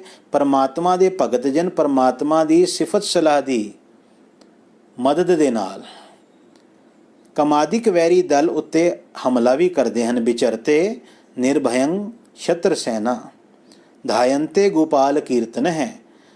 परमात्मा ਦੇ ਭਗਤ ਜਨ ਨਿਡਰ ਹੋ ਕੇ ਵਿਚਰਦੇ ਹਨ। ਨਿਰਭਯੰ ਵਿਚਰਤੇ ਨਿਡਰ ਹੋ ਕੇ ਵਿਚਰਦੇ ਹਨ ਕਾਮਾਦਿਕਾਂ ਦੇ ਵਿੱਚ। ਤੇ ਨਾਲ ਹੀ ਸਤਿਗੁਰੂ ਆਖਦੇ ਕਹਿੰਦੇ ਉਹੀ ਪਰਮਾਤਮਾ ਦੇ ਭਗਤ ਜਨ ਰੱਬ ਦੀ ਸਿਫਤ ਸਲਾਹ ਦੀ ਸਹਾਇਤਾ ਦੇ ਨਾਲ ਵੈਰੀ ਦਲ ਉੱਤੇ ਹਮਲਾ ਵੀ ਕਰਦੇ ਹਨ। ਧਾਇੰਤੇ ਦਾ ਭਾਵ ਹੈ ਹਮਲਾ ਕਰ ਦੇਣਾ। ਜਿਹੜੇ ਕਾਮਾਦਿਕ ਹਨ ਕਾਮਾਦਿਕਾਂ ਤੋਂ ਡਰਦੇ ਨਹੀਂ ਬਲਕਿ ਪਰਮਾਤਮਾ ਦੀ ਸਿਫਤ ਸਲਾਹ ਦੇ ਨਾਲ ਉਹਦੇ ਗੁਣਾਂ ਦੇ ਸ਼ਸਤਰਾਂ ਦੇ ਨਾਲ ਇਹਨਾਂ ਕਾਮਾਦਿਕ ਵੈਰੀਆਂ ਨੂੰ ਮਾਰਨਾ ਸ਼ੁਰੂ ਕਰ ਦਿੰਦੇ ਹਨ। ਤਾਂ ਹੀ ਤੇ ਸਤਿਗੁਰੂ ਕਹਿੰਦੇ ਜਿਨ ਮਿਲ ਮਾਰੇ ਪੰਜ ਸੂਰਬੀਰ ਐਸੋ ਕੌਣ ਬਲੀ ਰੇ। ਤੇ ਇੱਕ ਬੇਨਤੀ ਮੈਂ ਉਚਾਰਨ ਸੰਬੰਧੀ ਕਰ ਦੇਵਾਂ। ਗੋਪਾਲ ਸ਼ਬਦ ਜੋ ਇੱਥੇ ਆਇਆ ਹੈ ਗੱਗੇ ਨੂੰ ਹੋੜਾ ਵੀ ਹੈ ਤੇ ਔਂਕੜ ਵੀ ਹੈ। ਦੋ ਮਾਤਰਾਵਾਂ ਲੱਗੀਆਂ ਨੂੰ ਕਿਹੜੀ ਮਾਤਰਾ ਬੁਲਾਈ ਜਾਵੇ। ਗੁਰੂ ਗ੍ਰੰਥ ਸਾਹਿਬ ਵਿੱਚ ਐਸੇ ਸ਼ਬਦ ਕਈ ਵਾਰ ਆਣਗੇ ਜਿਨ੍ਹਾਂ ਨੂੰ ਦੋ ਮਾਤਰਾਵਾਂ ਲੱਗੀਆਂ ਹੋਣਗੀਆਂ। ਉਸ ਵੇਲੇ ਇਹ ਵੇਖਿਆ ਜਾਏਗਾ ਕਿ ਜਿਹੜਾ ਅਸਲ ਸ਼ਬਦ ਜਿਸ ਮਾਤਰਾ ਨਾਲ ਬਣਦਾ ਹੈ ਉਸ ਤੋਂ ਵਿਪਰੀਤ ਮਾਤਰਾ ਬੁਲਾਈ ਜਾਵੇਗੀ। ਜਿਵੇਂ ਗੋਪਾਲ ਸ਼ਬਦ ਅਸੀਂ ਲਿਖਦੇ ਹਾਂ ਹੋੜੇ ਦੇ ਨਾਲ ਤੇ ਇੱਥੇ ਔਂਕੜ ਬੁਲਾਈ ਜਾਵੇਗੀ ਗੋਪਾਲ। ਇਹਦਾ ਉਚਾਰਨ ਗੋਪਾਲ ਨਹੀਂ ਕਰਨਾ ਗੋਪਾਲ ਕਰਨਾ ਹੈ। ਜਿਵੇਂ ਟੂਟੀ ਗਾਂਡਨਹਾਰ ਗੋਪਾਲ। ਅਗਲੀ ਵਾਰ ਸੁਖਮਨੀ ਸਾਹਿਬ ਪੜ੍ਹੋਗੇ 15ਵੀਂ ਅਸ਼ਟਪਦੀ ਜਿਹਦੀ ਆਰੰਭਤਾ ਹੁੰਦੀ ਹੈ ਟੂਟੀ ਗਾਂਡਨਹਾਰ ਗੋਪਾਲ। ਗੱਗੇ ਨੂੰ ਦੋ ਮਾਤਰਾਵਾਂ ਨੂੰ ਉੱਥੇ ਗੋਪਾਲ ਨਹੀਂ ਪੜ੍ਹਨਾ ਥੱਲੇ ਦੀ ਮਾਤਰਾ ਨਾਲ ਗੋਪਾਲ ਕਰਕੇ ਪੜ੍ਹਨਾ ਹੈ। ਇਹ ਸ਼ਬਦ ਗੋਪਾਲ ਜਦੋਂ ਵੀ ਦੋ ਮਾਤਰਾਵਾਂ ਨਾਲ ਆਵੇਗਾ ਗੋਬਿੰਦ ਦੋ ਮਾਤਰਾਵਾਂ ਨਾਲ ਆਵੇਗਾ ਗੱਗੇ ਨੂੰ ਦੋ ਮਾਤਰਾਵਾਂ ਲੱਗੀਆਂ ਹੋਣਗੀਆਂ ਤੇ ਹਰ ਵਾਰ ਆਪ ਜੀ ਨੇ ਥੱਲੇ ਵਾਲੀ ਮਾਤਰਾ ਬੁਲਾਉਣੀ ਹੈ ਗੋਪਾਲ ਗੋਬਿੰਦ ਇਸੇ ਤਰ੍ਹਾਂ ਬੁਲਾਉਣਾ ਹੈ।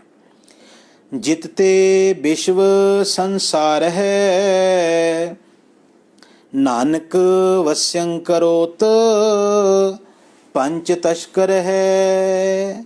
ਸਤਿਗੁਰੂ ਆਖਦੇ ਕਹਿੰਦੇ ਉਹ ਜਿਹੜੇ ਪਰਮਾਤਮਾ ਦੇ ਭਗਤ ਜਨ ਹਨ ਜਿੱਤੇ ਵਿਸ਼ਵ ਸੰਸਾਰ ਹੈ। ਪਰਮਾਤਮਾ ਦੇ ਭਗਤ ਜਨ ਸਾਰੇ ਸੰਸਾਰ ਨੂੰ ਜਿੱਤ ਲੈਂਦੇ ਹਨ ਜਿੱਤ ਰਹੇ ਹਨ ਅਤੇ ਨਾਲ ਹੀ ਸਿਫਤ ਸਲਾਹ ਦੇ ਸ਼ਸਤਰਾਂ ਨਾਲ ਨਿਮਰਤਾ ਰੂਪੀ ਸ਼ਸਤਰਾਂ ਦੇ ਨਾਲ ਨਿਮਰਤਾ ਰੂਪੀ ਕਵਚ ਦੇ ਨਾਲ ਰੱਬ ਦੀਆਂ ਵਡਿਆਈਆਂ ਦੇ ਨਾਲ ਸਤਿਗੁਰੂ ਆਖਦੇ ਕਹਿੰਦੇ ਪੰਜਾਂ ਹੀ ਤਸ਼ਕਰਾਂ ਨੂੰ ਭਾਵ ਪੰਜਾਂ ਹੀ ਚੋਰਾਂ ਨੂੰ ਕਾਮ ਕ੍ਰੋਧ ਲੋਭ ਮੋਹ ਹੰਕਾਰ ਆਦਿਕ ਨੂੰ ਆਪਣੇ ਵਸ ਵਿੱਚ ਕਰ ਲੈਂਦੇ ਹਨ। ਕਹਿਣ ਤੋਂ ਮੁਰਾਦ ਕਿ ਇਹ ਜਿਤਨੇ ਵੀ ਕਾਮਾਦਿਕ ਹਨ ਇਹ ਗੁਰਸ਼ਬਦ ਦੀ ਬਰਕਤ ਦੇ ਨਾਲ ਹੀ ਔਰ ਪਰਮਾਤਮਾ ਦੇ ਗੁਣਾਂ ਦੀ ਬਰਕਤ ਦੇ ਨਾਲ ਹੀ ਸਾਡੇ ਵਸ ਵਿੱਚ ਹੋ ਸਕਦੇ ਹਨ ਸਾਡੇ ਵਸ ਵਿੱਚ ਆ ਜਾਂਦੇ ਹਨ। ਮ੍ਰਿਗ ਤ੍ਰਿਸ਼ਨਾ ਗੰਧਰਵ ਨਗਰੰ ਦ੍ਰੁਮ ਛਾਇਆ ਰਚ ਦੁਰਮਤਿ ਹੈ। ਸਤਿਗੁਰੂ ਆਖਦੇ ਕਹਿੰਦੇ ਭੈੜੀ ਬੁੱਧੀ ਵਾਲਾ ਜਿਹੜਾ ਦੁਰਮਤਿ ਹੈ ਭਾਵ ਦੁਰਮਤੀਆ ਬੰਦਾ ਭੈੜੀ ਬੁੱਧੀ ਵਾਲਾ ਜਿਹੜਾ ਮਨੁੱਖ ਹੈ ਮ੍ਰਿਗ ਤ੍ਰਿਸ਼ਨਾ ਗੰਧਰਵ ਨਗਰੰ ਦ੍ਰੁਮ ਛਾਇਆ। ਇਹ ਤਿੰਨ ਚੀਜ਼ਾਂ ਦਾ ਜ਼ਿਕਰ ਕੀਤਾ। ਮ੍ਰਿਗ ਤ੍ਰਿਸ਼ਨਾ ਜਿਹਨੂੰ ਮਿਰਾਜ ਕਹਿੰਦੇ ਹਨ ਕਿ ਜਦੋਂ ਇੱਕ ਹਿਰਨ ਦੂਰ ਪਈ ਹੋਈ ਰੇਤ ਵੱਲ ਵੇਖਦਾ ਹੈ ਚਮਕਦੀ ਹੋਈ ਰੇਤ ਉਹਨੂੰ ਪਾਣੀ ਦਿਸਦੀ ਹੈ ਉਹਨੂੰ ਲੱਗਦਾ ਹੈ ਕਿ ਇਹ ਸਾਹਮਣੇ ਪਾਣੀ ਪਿਆ ਹੋਇਆ ਹੈ। ਸਤਿਗੁਰੂ ਆਖਦੇ ਕਹਿੰਦੇ ਇੱਕ ਤੇ ਇਹ ਭੁਲੇਖਾ। ਇਸੇ ਪ੍ਰਕਾਰ ਗੰਧਰਵ ਨਗਰੰ ਦਾ ਭਾਵ ਹੈ ਆਪ ਜੀ ਹੋਰਾਈਜ਼ਨ ਵੱਲ ਜਦੋਂ ਵੇਖੋ ਜਦੋਂ ਬਰਸਾਤ ਹੁੰਦੀ ਹੈ ਨਾ ਤੇ ਬਰਸਾਤ ਹੋਣ ਤੋਂ ਥੋੜੀ ਦੇਰ ਬਾਅਦ ਅਗਰ ਆਪ ਦੂਰ ਆਕਾਸ਼ ਵਿੱਚ ਵੇਖੋ ਤੇ ਸਫੇਦ ਰੰਗ ਦੇ ਜਿਹੜੇ ਬੱਦਲ ਹਨ ਉਹ ਇੰਜ ਲੱਗਦੇ ਹਨ ਜਿਵੇਂ ਆਸਮਾਨ ਵਿੱਚ ਹਵਾਈ ਕਿਲੇ ਬਣੇ ਹੋਏ ਹਨ ਨਗਰੀਆਂ ਪਈਆਂ ਵਸਦੀਆਂ ਹਨ ਲੇਕਿਨ ਉਹ ਕੇਵਲ ਧੂਆਂ ਹੈ। ਇਸੇ ਪ੍ਰਕਾਰ ਦ੍ਰੁਮ ਛਾਇਆ ਦ੍ਰੁਮ ਕਹਿੰਦੇ ਹਨ ਪੇੜ ਨੂੰ ਦਰਖਤ ਨੂੰ ਛਾਇਆ ਕਹਿੰਦੇ ਹਨ ਛਾਂ ਨੂੰ ਜਿਹਨੂੰ ਬਿਰਖ ਕੀ ਛਾਇਆ ਵੀ ਕਿਹਾ ਗਿਆ ਹੈ। ਸਤਿਗੁਰੂ ਜੀ ਆਖਦੇ ਕਹਿੰਦੇ ਭੈੜੀ ਬੁੱਧੀ ਵਾਲਾ ਮਨੁੱਖ ਠੱਗ ਨੀਰੇ ਨੂੰ ਭਾਵ ਮ੍ਰਿਗ ਤ੍ਰਿਸ਼ਨਾ ਨੂੰ ਹਵਾਈ ਕਿਲਿਆਂ ਨੂੰ ਅਤੇ ਰੁੱਖ ਦੀ ਛਾਂ ਨੂੰ ਸਹੀ ਮੰਨ ਲੈਂਦਾ ਹੈ ਭਾਵ ਸੰਸਾਰ ਦੀ ਮਾਇਆ ਨੂੰ ਉਹ ਸਹੀ ਮੰਨ ਕੇ ਸੰਸਾਰ ਵਿੱਚ ਜੀਣ ਲੱਗ ਪੈਂਦਾ ਹੈ।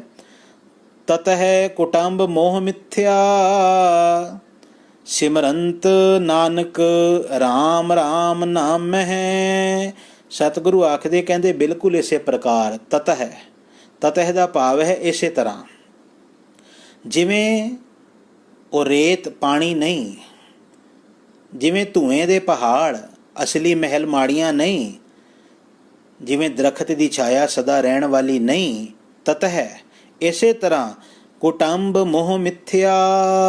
ਕੁਟੰਬ ਦਾ ਭਾਵ ਪਰਿਵਾਰ ਦਾ ਮੋਹ ਵੀ ਮਿਥਿਆ ਹੈ, ਝੂਠਾ ਹੈ। ਫਿਰ ਕਰੀਏ ਕੀ? ਸਿਮਰੰਤ ਨਾਨਕ ਰਾਮ ਰਾਮ ਨਾਮ ਹੈ। ਇਹਨਾਂ ਸਾਰੇ ਭੁਲੇਖਿਆਂ ਨੂੰ ਛੱਡ ਕੇ ਹੈ ਨਾਨਕ ਉਸ ਪਰਮਾਤਮਾ ਦਾ ਨਾਮ ਸਿਮਰਨ ਕਰ। ਸਿਮਰਨ ਵਿੱਚੋਂ ਤੈਨੂੰ ਸੱਚ ਦੀ ਪ੍ਰਾਪਤੀ ਹੋਵੇਗੀ। ਅਗਲਾ ਸ਼ਲੋਕ ਕਰਾਂਗੇ ਜੀ। ਨਚ ਵਿਦਿਆ ਨਿਧਾਨ ਨਿਗਮੰ ਨਚ ਗੁਣज्ञ ਨਾਮ ਕੀਰਤਨ ਹੈ। ਉਚਾਰਨ ਸੰਬੰਧੀ ਮੈਂ ਬੇਨਤੀ ਕਰਦੇ ਨੂੰ ਨਚ ਨਹੀਂ ਪੜਨਾ। ਸ਼ਬਦ ਤੇ ਨੰਨਾ ਚੱਚਾ ਇਕੱਠਾ ਹੈ, ਨਚ ਲੱਗੇਗਾ ਨਚ ਹੈ, ਲੇਕਿਨ ਇਹਦਾ ਉਚਾਰਨ ਕਰਨ ਲੱਗਿਆਂ ਨੰਨੇ ਔਰ ਚੱਚੇ ਦੇ ਵਿਚਕਾਰ ਥੋੜਾ ਜਿਹਾ ਬਿਲਕੁਲ ਇੱਕ ਸਲਾਈਡ ਜਿਹਾ ਪਾਉਜ਼ ਦੇਣਾ ਹੈ। ਨਚ ਨਹੀਂ ਪੜਨਾ, ਮੈਂ ਪੜਾਂਗਾ ਆਪ ਸਮਝਣਾ। ਇੱਕ ਹੈ ਨਚ, लेकिन उच्चारण है नच। आप समझे होवोगे। नच नहीं पढ़ना, इन्हों पढ़ना है नच। नच का मतलब है ना ही। नच विद्या निधान निगमं। सतगुरु कहते ना ही मैं विद्या का खजाना हाँ। किहड़ी विद्या? निगमं। निगम कहते हैं वेदां नूं, कि ना ही परमात्मा मैं वेदां दी विद्या का कोई निधान हाँ, खजाना हाँ। नच गुणज्ञ नाम कीर्तन है। गुणज्ञ उच्चारण है गुणज्ञ। अखीरले गग्गे दे पैर विच यया है। ना ही मैं गुणा दा पारखू हाँ। गुणज्ञ कहते हैं गुणा दा पारखू, जिन्हों गुणा दी पछाण होवे। इसे प्रकार नच दोबारा भी इहदे नाल जुड़ेगा। नाम कीर्तन है। ना ही मेरे कोल परमात्मा तेरे नाम दा कीर्तन है। भाव ना मेरे कोल धर्म ग्रंथां दी कोई विचार है, ना मेरे कोल परमात्मा गुणा दी कोई समझ है, गुणा दी कोई परख है। ते हे परमात्मा ना ही मेरे कोल कोई कीर्तन है, तेरी सिफत सलाह है। नच राग रतन कंठं। हे परमात्मा मेरे गले विच कोई राग भी नहीं, भाव मैनू गाना भी नहीं आउंदा कोई चंगा। नह चंचल चतुर चातुर है। ते ना ही मैं चुस्त हाँ, ते ना ही मैं सियाणा हाँ। भाव जद मैं अपने वल वेखदा हाँ मैनू अपने अंदर कोई गुण नज़र नहीं आंदा। पर सतगुरु कहंदे भाग उद्यम लब्ध्यं माया। नानक साध संग खल पंडित है। पर सतगुरु कहंदे जिहड़े पूर्वले भाग हैं उन्हां दे अनुसार उद्यम कीतियां माया मिलती है। भाग उद्यम, इनू उद्यम नहीं पढ़ना, उद्यम। भाग उद्यम पूर्वले भागां दे उद्यम दे अनुसार लब्ध्यंग माया, माया मिल जाती है।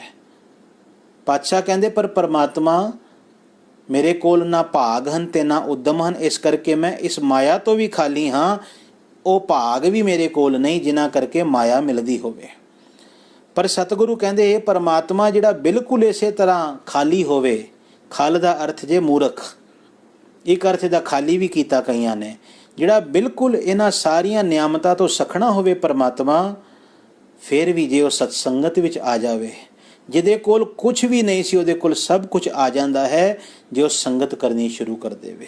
पिंगुल पर्बत पार परे खल चतुर बकीता। अंधुले त्रिभुवन सूजिया गुर भेट पुनीता। महिमा साधु संग की सुनो मेरे मीता। मैल खोई कोट अग हरे निर्मल पैचीता। नानक साध संग खल पंडित है। सतसंग विच आके मूर्ख भी पंडित बन जाता है। परमात्मा केवल तेरी संगत ही, गुरमुखां दी सोबत ही मेरा आधार है। कृपा करी कुछ भी ना देवी, भावें कृपा करके बस संगत जरूर दे देवी, क्योंकि संगत विच आके सब कुछ संगत चों ही मिल जाता है, प्राप्त हो जाता है। कंठ रमणीय राम राम माला। हस्त ऊच प्रेम धारणी। सतगुरु आखदे कहंदे जिहड़ा मनुख गले तो ਪਰਮਾਤਮਾ ਦੇ ਨਾਮ ਨੂੰ ਗਾਣ ਨੂੰ ਆਪਣੇ ਗਲੇ ਦੀ ਸੋਹਣੀ ਮਾਲਾ ਬਣਾ ਲੈਂਦਾ ਹੈ। ਕੰਠ ਰਮਣੀय ਰਾਮ ਰਾਮ ਮਾਲਾ। ਗਲੇ ਤੋਂ ਜਿਸ ਵੇਲੇ ਉਹ ਪਰਮਾਤਮਾ ਦਾ ਨਾਮ ਗਾਉਂਦਾ ਹੈ, ਕੰਠ ਤੋਂ ਪਰਮਾਤਮਾ ਦਾ ਨਾਮ ਗਾਉਂਦਾ ਹੈ, ਤੇ ਇਸ ਨਾਮ ਸਿਮਰਨ ਨੂੰ ਹੀ ਉਹ ਮਾਲਾ ਬਣਾਉਂਦਾ ਹੈ। ਕੋਈ ਮਾਲਾ ਬਾਹਰੋਂ ਪਾਉਂਦਾ ਨਹੀਂ, ਉਹਨੂੰ ਕਿਸੇ ਹੋਰ ਮਾਲਾ ਦੀ ਲੋੜ ਨਹੀਂ। ਹਸਤ ਊਚ ਪ੍ਰੇਮ ਧਾਰਣੀ। ਹਸਤ ਊਚ, ਹਸਤ ਊਚ ਦਾ ਅਰਥ ਸਮਝ ਲੈਣਾ। ਉਸ ਮਾਲਾ ਨੂੰ ਢੱਕਣ ਵਾਸਤੇ ਲੋਕ ਆਪਣੇ ਹੱਥ ਦੇ ਵਿੱਚ ਇੱਕ ਕੱਪੜਾ ਪਾ ਲੈਂਦੇ ਹਨ। ਉਸ ਕੱਪੜੇ ਦੇ ਵਿੱਚ ਉਹ ਮਾਲਾ ਫੇਰੀ ਜਾਂਦੇ ਹਨ। ਉਸ ਕੱਪੜੇ ਨੂੰ ਹਸਤੂਚ ਕਿਹਾ ਜਾਂਦਾ ਹੈ, ਜਿਹਨੂੰ ਮਾਲਧਾਨੀ ਆਖਦੇ ਹਨ। ਉਸ ਮਾਲਾ ਨੂੰ ਢੱਕਣ ਵਾਸਤੇ ਇੱਕ ਥੈਲੀ ਹੈ। ਇਹਦਾ ਆਕਾਰ ਗਊ ਦੇ ਮੂੰਹ ਦੀ ਵਰਗਾ ਹੁੰਦਾ ਹੈ। ਸਤਿਗੁਰੂ ਆਖਦੇ, ਕਹਿੰਦੇ ਹਸਤ ਊਚ ਪ੍ਰੇਮ ਧਾਰਣੀ। ਪਰਮਾਤਮਾ ਦੇ ਪ੍ਰੇਮ ਨੂੰ ਆਪਣੇ ਹਿਰਦੇ ਵਿੱਚ ਟਿਕਾਣਾ, ਜਿਹੜਾ ਉਸ ਪਰਮਾਤਮਾ ਦੀ ਪ੍ਰੀਤ ਨੂੰ ਆਪਣੇ ਹਿਰਦੇ ਵਿੱਚ ਟਿਕਾਵੇਗਾ ਤੇ ਇਸ ਪ੍ਰੀਤ ਨੂੰ ਹੀ ਜਿਹੜਾ ਉਸ ਮਾਲਾ ਦੀ ਥੈਲੀ ਬਣਾ ਲਵੇਗਾ। ਭਾਵ ਪਰਮਾਤਮਾ ਦੇ ਭਗਤਾਂ ਨੂੰ ਨਾ ਮਾਲਾ ਦੀ ਲੋੜ ਹੈ ਤੇ ਨਾ ਉਸ ਮਾਲਾ ਨੂੰ ਢੱਕਣ ਵਾਸਤੇ ਉਸ ਕੱਪੜੇ ਦੀ, ਉਸ ਥੈਲੀ ਦੀ ਲੋੜ ਹੈ। ਕੰਠ ਤੋਂ ਪਰਮਾਤਮਾ ਦਾ ਨਾਮ ਜਪਣਾ ਔਰ ਪ੍ਰੇਮ ਨਾਲ ਜਪਣਾ ਹੀ ਉਹਨਾਂ ਦੀ ਮਾਲਾ ਤੇ ਉਸ ਮਾਲਾ ਦੀ ਥੈਲੀ ਹੈ। ਜੀ ਭਣ ਜੋ ਉੱਤਮ ਸ਼ਲੋਕ ਉद्धਰਣੰ ਨੈਣ ਨੰਦਨੀ। ਸਤਿਗੁਰੂ ਆਖਦੇ, ਜਿਹੜਾ ਮਨੁੱਖ ਜੀਭ ਨਾਲ ਪਰਮਾਤਮਾ ਦੀ ਵਡਿਆਈ ਦੀ ਬਾਣੀ ਉਚਾਰਦਾ ਹੈ, ਜੀ ਭਣ ਜੋ ਉੱਤਮ ਸ਼ਲੋਕ। ਕਿਧਰੇ ਕਿਧਰੇ ਜੀ ਭਣਿਜੋ ਵੀ ਆਪ ਨੂੰ ਮਿਲੇਗਾ। ਕਈ ਟੀਕੇ ਮੈਂ ਪੜ੍ਹੇ ਹਨ, ਜੀ ਭਣਿਜੋ ਉੱਤਮ ਸ਼ਲੋਕ, ਇੰਝ ਵੀ ਉਹਨਾਂ ਨੇ ਜੋੜਿਆ ਹੈ। ਅਸੀਂ ਜਿਸ ਟੀਕੇ ਤੋਂ ਇਹ ਵਿਚਾਰ ਕਰ ਰਹੇ ਹਾਂ, ਜੀ ਭਣ ਜੋ ਉੱਤਮ ਸ਼ਲੋਕ, ਸਤਿਗੁਰੂ ਕਹਿੰਦੇ ਜੋ ਮਨੁੱਖ ਜੀਭ ਨਾਲ ਪਰਮਾਤਮਾ ਦੇ ਉੱਤਮ ਸ਼ਲੋਕ, ਉੱਤਮ ਸ਼ਲੋਕ ਕੀ ਹਨ? ਪਰਮਾਤਮਾ ਦੀ ਸਿਫਤ ਸਲਾਹ ਦੀ ਬਾਣੀ ਜੀਭ ਨਾਲ ਉਚਾਰਦਾ ਹੈ। ਉद्धਰਣੰ ਨੈਣ ਨੰਦਨੀ। ਨੰਦਨੀ ਦਾ ਅਰਥ ਹੈ ਖੁਸ਼ ਕਰਨ ਵਾਲੀ ਔਰ ਨੈਣ ਦਾ ਅਰਥ ਹੈ ਅੱਖਾਂ। ਅੱਖਾਂ ਨੂੰ ਖੁਸ਼ ਕਰਨ ਵਾਲੀ ਕੌਣ? ਮਾਇਆ। ਉਹ ਮਨੁੱਖ ਅੱਖਾਂ ਨੂੰ ਖੁਸ਼ ਕਰਨ ਵਾਲੀ ਮਾਇਆ ਦੇ ਪ੍ਰਭਾਵ ਤੋਂ ਉद्धਰਣੰ ਬਚ ਜਾਂਦਾ ਹੈ। ਸਰਲ ਅਰਥ ਹੋਏ ਇਸ ਸ਼ਲੋਕ ਦੇ ਕਿ ਜਿਹੜਾ ਮਨੁੱਖ ਆਪਣੇ ਗਲੇ ਨਾਲ ਸਦਾ ਪਰਮਾਤਮਾ ਨੂੰ ਗਾਉਂਦਾ ਹੈ ਤੇ ਪਰਮਾਤਮਾ ਦੀ ਪ੍ਰੀਤ ਨੂੰ ਆਪਣੇ ਹਿਰਦੇ ਵਿੱਚ ਪ੍ਰੇਮ ਨੂੰ ਟਿਕਾਈ ਰੱਖਦਾ ਹੈ, ਉਹ ਮਨੁੱਖ ਹਰ ਵੇਲੇ ਪਰਮਾਤਮਾ ਦੀ ਸਿਫਤ ਸਲਾਹ ਕਰਦਾ ਹੈ ਤੇ ਮਾਇਆ ਦੇ ਪ੍ਰਭਾਵ ਤੋਂ, ਉਹਦੇ ਅਸਰ ਤੋਂ ਬਚਿਆ ਰਹਿੰਦਾ ਹੈ। ਗੁਰਮੰਤਰਹੀਣस्य ਜੋ ਪ੍ਰਾਣੀ ਤ੍ਰਿਗੰਤ ਜਨਮ ਭ੍ਰਸ਼ਟਣ ਹੈ। ਸਤਿਗੁਰੂ ਕਹਿੰਦੇ ਗੁਰੂ ਦੇ ਮੰਤਰ ਤੋਂ ਖਾਲੀ ਹੈ ਜੋ ਇਨਸਾਨ। ਜਿਸ ਮਨੁੱਖ ਦੇ ਕੋਲ ਗੁਰੂ ਦਾ ਮੰਤਰ ਭਾਵ ਗੁਰੂ ਦਾ ਉਪਦੇਸ਼ ਨਹੀਂ ਹੈ। ਗੁਰਮੰਤਰਹੀਣस्य ਜੋ ਪ੍ਰਾਣੀ, ਜਿਹੜਾ ਮਨੁੱਖ ਗੁਰੂ ਦੇ ਮੰਤਰ ਤੋਂ, ਗੁਰੂ ਉਪਦੇਸ਼ ਤੋਂ ਸਖਣਾ ਹੈ, ਵਾਂਝਾ ਹੈ। ਤ੍ਰਿਗੰਤ ਜਨਮ ਭ੍ਰਸ਼ਟਣ ਹੈ, ਉਹ ਭੈੜੀ ਬੁੱਧੀ ਵਾਲੇ ਦਾ ਜਨਮ ਵੀ ਫਿਟਕਾਰ ਯੋਗ ਹੈ, ਲਾਨਤ ਯੋਗ ਹੈ। ਕਿਉਂਕਿ ਗੁਰੂ ਦਾ ਉਪਦੇਸ਼ ਨਹੀਂ ਉਹਦੀ ਜ਼ਿੰਦਗੀ ਵਿੱਚ। ਆਪਣੀ ਮੱਤ ਤੇ ਹੋਵੇਗੀ ਲੇਕਿਨ ਗੁਰੂ ਦਾ ਉਪਦੇਸ਼ ਨਹੀਂ ਹੋਵੇਗਾ। ਆਪਣੇ ਅੰਦਰ ਝਾਤ ਮਾਰਨ ਦੀ ਲੋੜ ਹੈ ਕਿ ਮੈਂ ਆਪਣੇ ਜੀਵਨ ਨੂੰ ਆਪਣੀ ਮੱਤ ਦੀ ਅਗਵਾਈ ਵਿੱਚ ਚਲਾ ਰਿਹਾ ਹਾਂ ਜਾਂ ਗੁਰੂ ਦੇ ਉਪਦੇਸ਼ ਦੇ ਅਨੁਸਾਰ ਚਲਾ ਰਿਹਾ ਹਾਂ। ਜੇ ਤੇ ਮੈਨੂੰ ਲੱਗਦਾ ਹੈ ਨਾ ਮੈਂ ਆਪਣੀ ਮੱਤ ਅਨੁਸਾਰ ਆਪਣਾ ਜੀਵਨ ਜਿਉ ਰਿਹਾ ਹਾਂ, ਤੇ ਸਤਿਗੁਰੂ ਆਖਦੇ, ਕਹਿੰਦੇ ਤੇਰਾ ਜੀਵਨ ਵੀ ਫਿਰ ਤ੍ਰਿਗੰਤ ਹੈ ਔਰ ਭ੍ਰਿਸ਼ਟ ਹੈ। ਤੇ ਜੇ ਮੇਰੇ ਜੀਵਨ ਦੀ ਅਗਵਾਈ, ਮੇਰੇ ਜੀਵਨ ਨੂੰ ਡਰਾਈਵ ਕਰ ਰਿਹਾ ਹੈ ਗੁਰੂ ਦਾ ਉਪਦੇਸ਼, ਫਿਰ ਇਹ ਜ਼ਿੰਦਗੀ ਕਿਧਰੇ ਆਪਣੀ ਮੰਜ਼ਿਲ ਤੱਕ ਪਹੁੰਚ ਸਕਦੀ ਹੈ। ਸਤਿਗੁਰੂ ਆਖਦੇ, ਕਹਿੰਦੇ ਜਿਨ੍ਹਾਂ ਦੇ ਕੋਲ, ਜਿਸ ਮਨੁੱਖ ਦੇ ਕੋਲ ਵੀ ਗੁਰੂ ਦਾ ਉਪਦੇਸ਼ ਨਹੀਂ, ਕਿਤੇ ਉਹਦਾ ਜੀਵਨ ਫਿਟਕਾਰ ਯੋਗ ਹੈ, ਉਹਦੀ ਭੈੜੀ ਮੱਤ ਹੈ। ਦੂਸਰਾ ਸਿੰਬੋਲਿਕਲੀ ਕੁਝ ਸ਼ਬਦ ਵਰਤੇ, ਕੂਕਰ ਹੈ, ਸ਼ੂਕਰ ਹੈ, ਗਰਦ ਬਹਿ ਕਾਕ ਹੈ, ਸਰਪਨ ਹੈ, ਤੁਲ ਖਲ ਹੈ। ਉਹ ਮੂਰਖ ਮਨੁੱਖ ਕੂਕਰ ਹੈ, ਕੁੱਤੇ ਦੀ ਤਰ੍ਹਾਂ ਹੈ। ਸ਼ੂਕਰ ਹੈ, ਸੂਰ ਦੀ ਤਰ੍ਹਾਂ ਹੈ। ਗਰਦਬ ਹੈ, ਖੋਤੇ ਦੀ ਤਰ੍ਹਾਂ ਹੈ। ਕਾਕ ਹੈ, ਕਾਂ ਦੀ ਤਰ੍ਹਾਂ ਹੈ। ਸਰਪਨ ਹੈ, ਸਤਿਗੁਰੂ ਆਖਦੇ ਉਹ ਸੱਪ ਦੀ ਤਰ੍ਹਾਂ ਹੈ। ਉਹ ਮੂਰਖ ਖਲ ਹੈ, ਭਾਵ ਉਹ ਮੂਰਖ ਇਨਸਾਨ ਜਿਹਦੇ ਕੋਲ ਗੁਰੂ ਦਾ ਉਪਦੇਸ਼ ਕੋਈ ਨਹੀਂ, ਜਿਹੜਾ ਆਪਣੀ ਹਉਮੈ ਦੇ ਆਸਰੇ ਤੇ ਆਪਣੇ ਜੀਵਨ ਨੂੰ ਬਤੀਤ ਕਰ ਰਿਹਾ ਹੈ। ਸਤਿਗੁਰੂ ਕਹਿੰਦੇ ਉਹ ਲੋਭੀ ਵੀ ਹੋਏਗਾ, ਉਹ ਨਿੰਦਕ ਵੀ ਹੋਏਗਾ, ਉਹ ਸਾਰੇ ਪਰਿਵਾਰ ਦਾ ਭਾਵੇਂ ਭਾਰ ਚੁੱਕੀ ਜਾਵੇ ਲੇਕਿਨ ਫਿਰ ਵੀ ਲੋਕਾਂ ਦੇ ਲਈ ਉਹਦੇ ਅੰਦਰੋਂ ਜ਼ਹਿਰ ਹੀ ਨਿਕਲਦਾ ਹੋਵੇਗਾ। ਇਹ ਸਾਰੀਆਂ ਮਾੜੀਆਂ ਵਾਦੀਆਂ, ਸਾਰੀਆਂ ਭੈੜੀਆਂ ਬਿਰਤੀਆਂ ਉਹਦੇ ਅੰਦਰ, ਉਸ ਮੂਰਖ ਦੇ ਅੰਦਰ ਬੈਠੀਆਂ ਹੋਣਗੀਆਂ। ਕਿਉਂ? ਕਿਉਂਕਿ ਉਹਦੇ ਕੋਲ ਗੁਰੂ ਦਾ ਸ੍ਰੇਸ਼ਟ ਉਪਦੇਸ਼ ਨਹੀਂ ਹੈ। ਚਰਨਾਰ ਬਿੰਦ ਭਜਨੰ ਰਿਦਿਯੰ ਨਾਮ ਧਾਰਨ ਹੈ। ਪਰ ਦੂਸਰੇ ਪਾਸੇ ਕਹਿੰਦੇ ਜਿਹੜਾ ਮਨੁੱਖ, ਅਗਲਾ ਸ਼ਲੋਕ, ਜਿਹੜਾ ਮਨੁੱਖ ਪਰਮਾਤਮਾ ਦੇ ਚਰਨਾਰ ਬਿੰਦ, ਚਰਨ ਅਰਬਿੰਦ ਭਾਵ ਚਰਨ ਕਮਲ, ਭਜਨੰ, ਪਰਮਾਤਮਾ ਦੇ ਚਰਨਾ ਕਮਲਾਂ ਨੂੰ, ਉਹਦੇ ਗੁਣਾਂ ਨੂੰ, ਉਹਦੀ ਸਿਫਤ ਸਲਾਹ ਨੂੰ ਸਿਮਰਦਾ ਹੈ। ਰਿਦਿਯੰ ਨਾਮ ਧਾਰਨ ਹੈ, ਤੇ ਆਪਣੇ ਹਿਰਦੇ ਦੇ ਵਿੱਚ ਪਰਮਾਤਮਾ ਦੇ ਨਾਮ ਨੂੰ ਧਾਰਦਾ ਹੈ, ਟਿਕਾਉਂਦਾ ਹੈ। ਕੀਰਤਨੰ ਸਾਧ ਸੰਗੇਣ ਨਾਨਕ ਨਹ ਦ੍ਰਿਸ਼ਟੰਤ ਜਮਦੂਤਨ ਹੈ। ਸਤਿਗੁਰੂ ਆਖਦੇ, ਕਹਿੰਦੇ ਪਰਮਾਤਮਾ ਦਾ ਕੀਰਤਨ ਕਰਨ ਕਰਕੇ, ਸਤਸੰਗਤ ਵਿੱਚ ਉਹ ਜੁੜ ਕੇ ਰੱਬ ਦਾ ਕੀਰਤਨ ਕਰਦਾ ਹੈ, ਤੇ ਇਸ ਕੀਰਤਨ ਦੀ ਬਰਕਤ ਦੇ ਨਾਲ ਨਹ ਦ੍ਰਿਸ਼ਟੰਤ ਜਮਦੂਤ ਨੇ, ਜਮਰਾਜ ਦੇ ਦੂਤ ਵੀ ਉਸ ਵੱਲ ਤੱਕ ਨਹੀਂ ਸਕਦੇ। ਭਾਵ ਜਮਦੂਤ ਉਹਨੂੰ ਡਰਾ ਨਹੀਂ ਸਕਦੇ, ਉਹਦਾ ਜਮਦੂਤਾਂ ਨਾਲ ਵਾਈ ਨਹੀਂ ਪੈਂਦਾ। ਜਿਹੜਾ ਮਨੁੱਖ ਗੁਰੂ ਦੀ ਸੰਗਤ ਵਿੱਚ ਆ ਕੇ ਕੀਰਤਨ ਕਰਦਾ ਹੈ, ਰੱਬ ਦੀ ਸਿਫਤ ਸਲਾਹ ਕਰਦਾ ਹੈ। ਅਗਲਾ ਸ਼ਲੋਕ, ਨਚ ਦੁਰਲਭੰ ਧਨੰ ਰੂਪੰ ਨਚ ਦੁਰਲਭੰ ਸਵਰਗ ਰਾਜ ਨਹਿ। ਉਚਾਰਨ ਸੰਬੰਧੀ ਸੇਧ ਮੈਂ ਫਿਰ ਆਪ ਜੀ ਦੇ ਨਾਲ ਸਾਂਝੀ ਕਰਾਂ। ਇਹਨੂੰ ਨਚ ਨਹੀਂ ਪੜ੍ਹਨਾ, ਉਚਾਰਨ ਹੈ ਨਚ। ਆਪ ਜੀ ਹੁਣ ਫਰਕ ਸਮਝੇ ਹੋਵੋਗੇ, ਅਣਗਹਿਲੀ ਵਿੱਚ ਅਸੀਂ ਨਚ ਪੜ੍ਹ ਜਾਂਦੇ ਹਾਂ, ਲੇਕਿਨ ਨਚ ਨਹੀਂ ਪੜ੍ਹਨਾ, ਨਚ। ਨਾ ਹੀ ਧਨ ਅਤੇ ਰੂਪ ਭਾਵ ਪੈਸਾ ਅਤੇ ਸੁਹੱਪਣ, ਸੁੰਦਰਤਾ, ਇਹ ਸੰਸਾਰ ਵਿੱਚ ਲੱਭਣਾ ਕੋਈ ਬਹੁਤ ਔਖੀ ਗੱਲ ਨਹੀਂ। ਨਚ ਦੁਰਲਭੰ, ਦੁਰਲਭ ਕਹਿੰਦੇ ਹਨ ਜੋ ਔਖੇ ਢੰਗ ਨਾਲ ਲੱਭਿਆ ਜਾਵੇ। ਧਨ ਅਤੇ ਰੂਪ ਸੰਸਾਰ ਵਿੱਚ ਔਖਾ ਨਹੀਂ ਲੱਭਣਾ। ਧਨ ਵੀ ਬਹੁਤ ਲੋਕਾਂ ਕੋਲ ਮਿਲ ਜਾਵੇਗਾ ਤੇ ਰੂਪਵਾਨ ਵੀ ਬੜੇ ਹੋਣਗੇ। ਨਚ ਦੁਰਲਭੰ ਸਵਰਗ ਰਾਜ ਨਹਿ, ਤੇ ਪਾਤਸ਼ਾਹ ਆਖਦੇ, ਕਹਿੰਦੇ ਸਵਰਗ ਦਾ ਰਾਜ ਵੀ ਲੱਭਣਾ ਕੋਈ ਬਹੁਤ ਔਖੀ ਗੱਲ ਨਹੀਂ। ਸਵਰਗ ਦਾ ਰਾਜ ਭਾਵ ਸੰਸਾਰ ਦੇ ਬਹੁਤੇ ਸੁੱਖਾਂ ਦੀ ਪ੍ਰਾਪਤੀ ਵੀ ਸੰਸਾਰ ਵਿੱਚ ਹੋ ਜਾਣੀ ਕੋਈ ਔਖੀ ਗੱਲ ਨਹੀਂ ਹੈ। ਨਚ ਦੁਰਲਭੰ ਭੋਜਨੰ ਬਿੰਜਨੰ ਨਚ ਦੁਰਲਭੰ ਸਵੱਛ ਅੰਬਰ ਹੈ। ਸਤਿਗੁਰੂ ਆਖਦੇ, ਕਹਿੰਦੇ ਸਵਾਦਲੇ ਰਸੀਲੇ ਭੋਜਨ, ਮਸਾਲੇਦਾਰ ਭੋਜਨ, ਇਹ ਪ੍ਰਾਪਤ ਕਰਨੇ ਵੀ ਕੋਈ ਔਖੇ ਨਹੀਂ ਹਨ। ਬਿੰਜਨ ਕਹਿੰਦੇ ਹਨ ਖਾਣ ਯੋਗ ਸਵਾਦਲੇ ਪਦਾਰਥ। ਭੋਜਨ ਦਾ ਅਰਥ ਪਤਾ ਹੈ, ਭੋਜਨ ਜਿਹਨੂੰ ਰੋਟੀ ਆਖ ਦਈਏ, ਭੋਜਨ ਆਖ ਦਈਏ। ਭਾਵ ਬਹੁਤੇ ਸਵਾਦਲੇ ਪਦਾਰਥ ਸੰਸਾਰ ਵਿੱਚ ਲੱਭਣੇ ਔਰ ਉਹਨਾਂ ਨੂੰ ਖਾਣਾ, ਇਹ ਵੀ ਦੁਰਲਭ ਨਹੀਂ। ਬੰਦਾ, ਅਸੀਂ ਵੇਖਦੇ ਹਾਂ ਸੰਸਾਰ ਵਿੱਚ ਧਨ ਖਰਚੇ ਤੇ 36 ਪ੍ਰਕਾਰ ਦੇ ਭੋਜਨ ਉਹਦੇ ਸਾਹਮਣੇ ਆ ਜਾਂਦੇ ਹਨ। ਤੇ ਨਚ ਦੁਰਲਭੰ ਸਵੱਛ ਅੰਬਰ ਹੈ, ਨਾ ਹੀ ਸੰਸਾਰ ਦੇ ਵਿੱਚ ਸਾਫ ਸੁਥਰੇ ਕੱਪੜੇ ਪ੍ਰਾਪਤ ਕਰਨੇ ਕੋਈ ਬੜੀ ਔਖੀ ਖੇਡ ਹੈ। ਬੜੇ ਸਾਫ ਕੱਪੜੇ ਇਨਸਾਨ ਸੰਸਾਰ ਵਿੱਚ ਪਹਿਨ ਲੈਂਦੇ ਹਨ। ਨਚ ਦੁਰਲਭੰ ਸੁਤ ਮਿੱਤਰ ਭਰਾਤ ਬਾਂਧਵ ਨਚ ਦੁਰਲਭੰ ਬਨਿਤਾ ਬਿਲਾਸ ਹੈ। ਸਤਿਗੁਰੂ ਆਖਦੇ, ਕਹਿੰਦੇ ਨਾ ਹੀ ਦੁਰਲਭ ਹਨ, ਨਾ ਹੀ ਮਿਲਣਾ ਮੁਸ਼ਕਿਲ ਹੈ। ਕਿਹਨਾਂ ਦਾ? ਸੁਤ ਮਿੱਤਰ ਭਰਾਤ ਬਾਂਧਵ, ਪੁੱਤਰ ਮਿੱਤਰ ਭਰਾ ਤੇ ਰਿਸ਼ਤੇਦਾਰ, ਇਹਨਾਂ ਦਾ ਮਿਲਣਾ ਵੀ ਸੰਸਾਰ ਵਿੱਚ ਔਖਾ ਨਹੀਂ।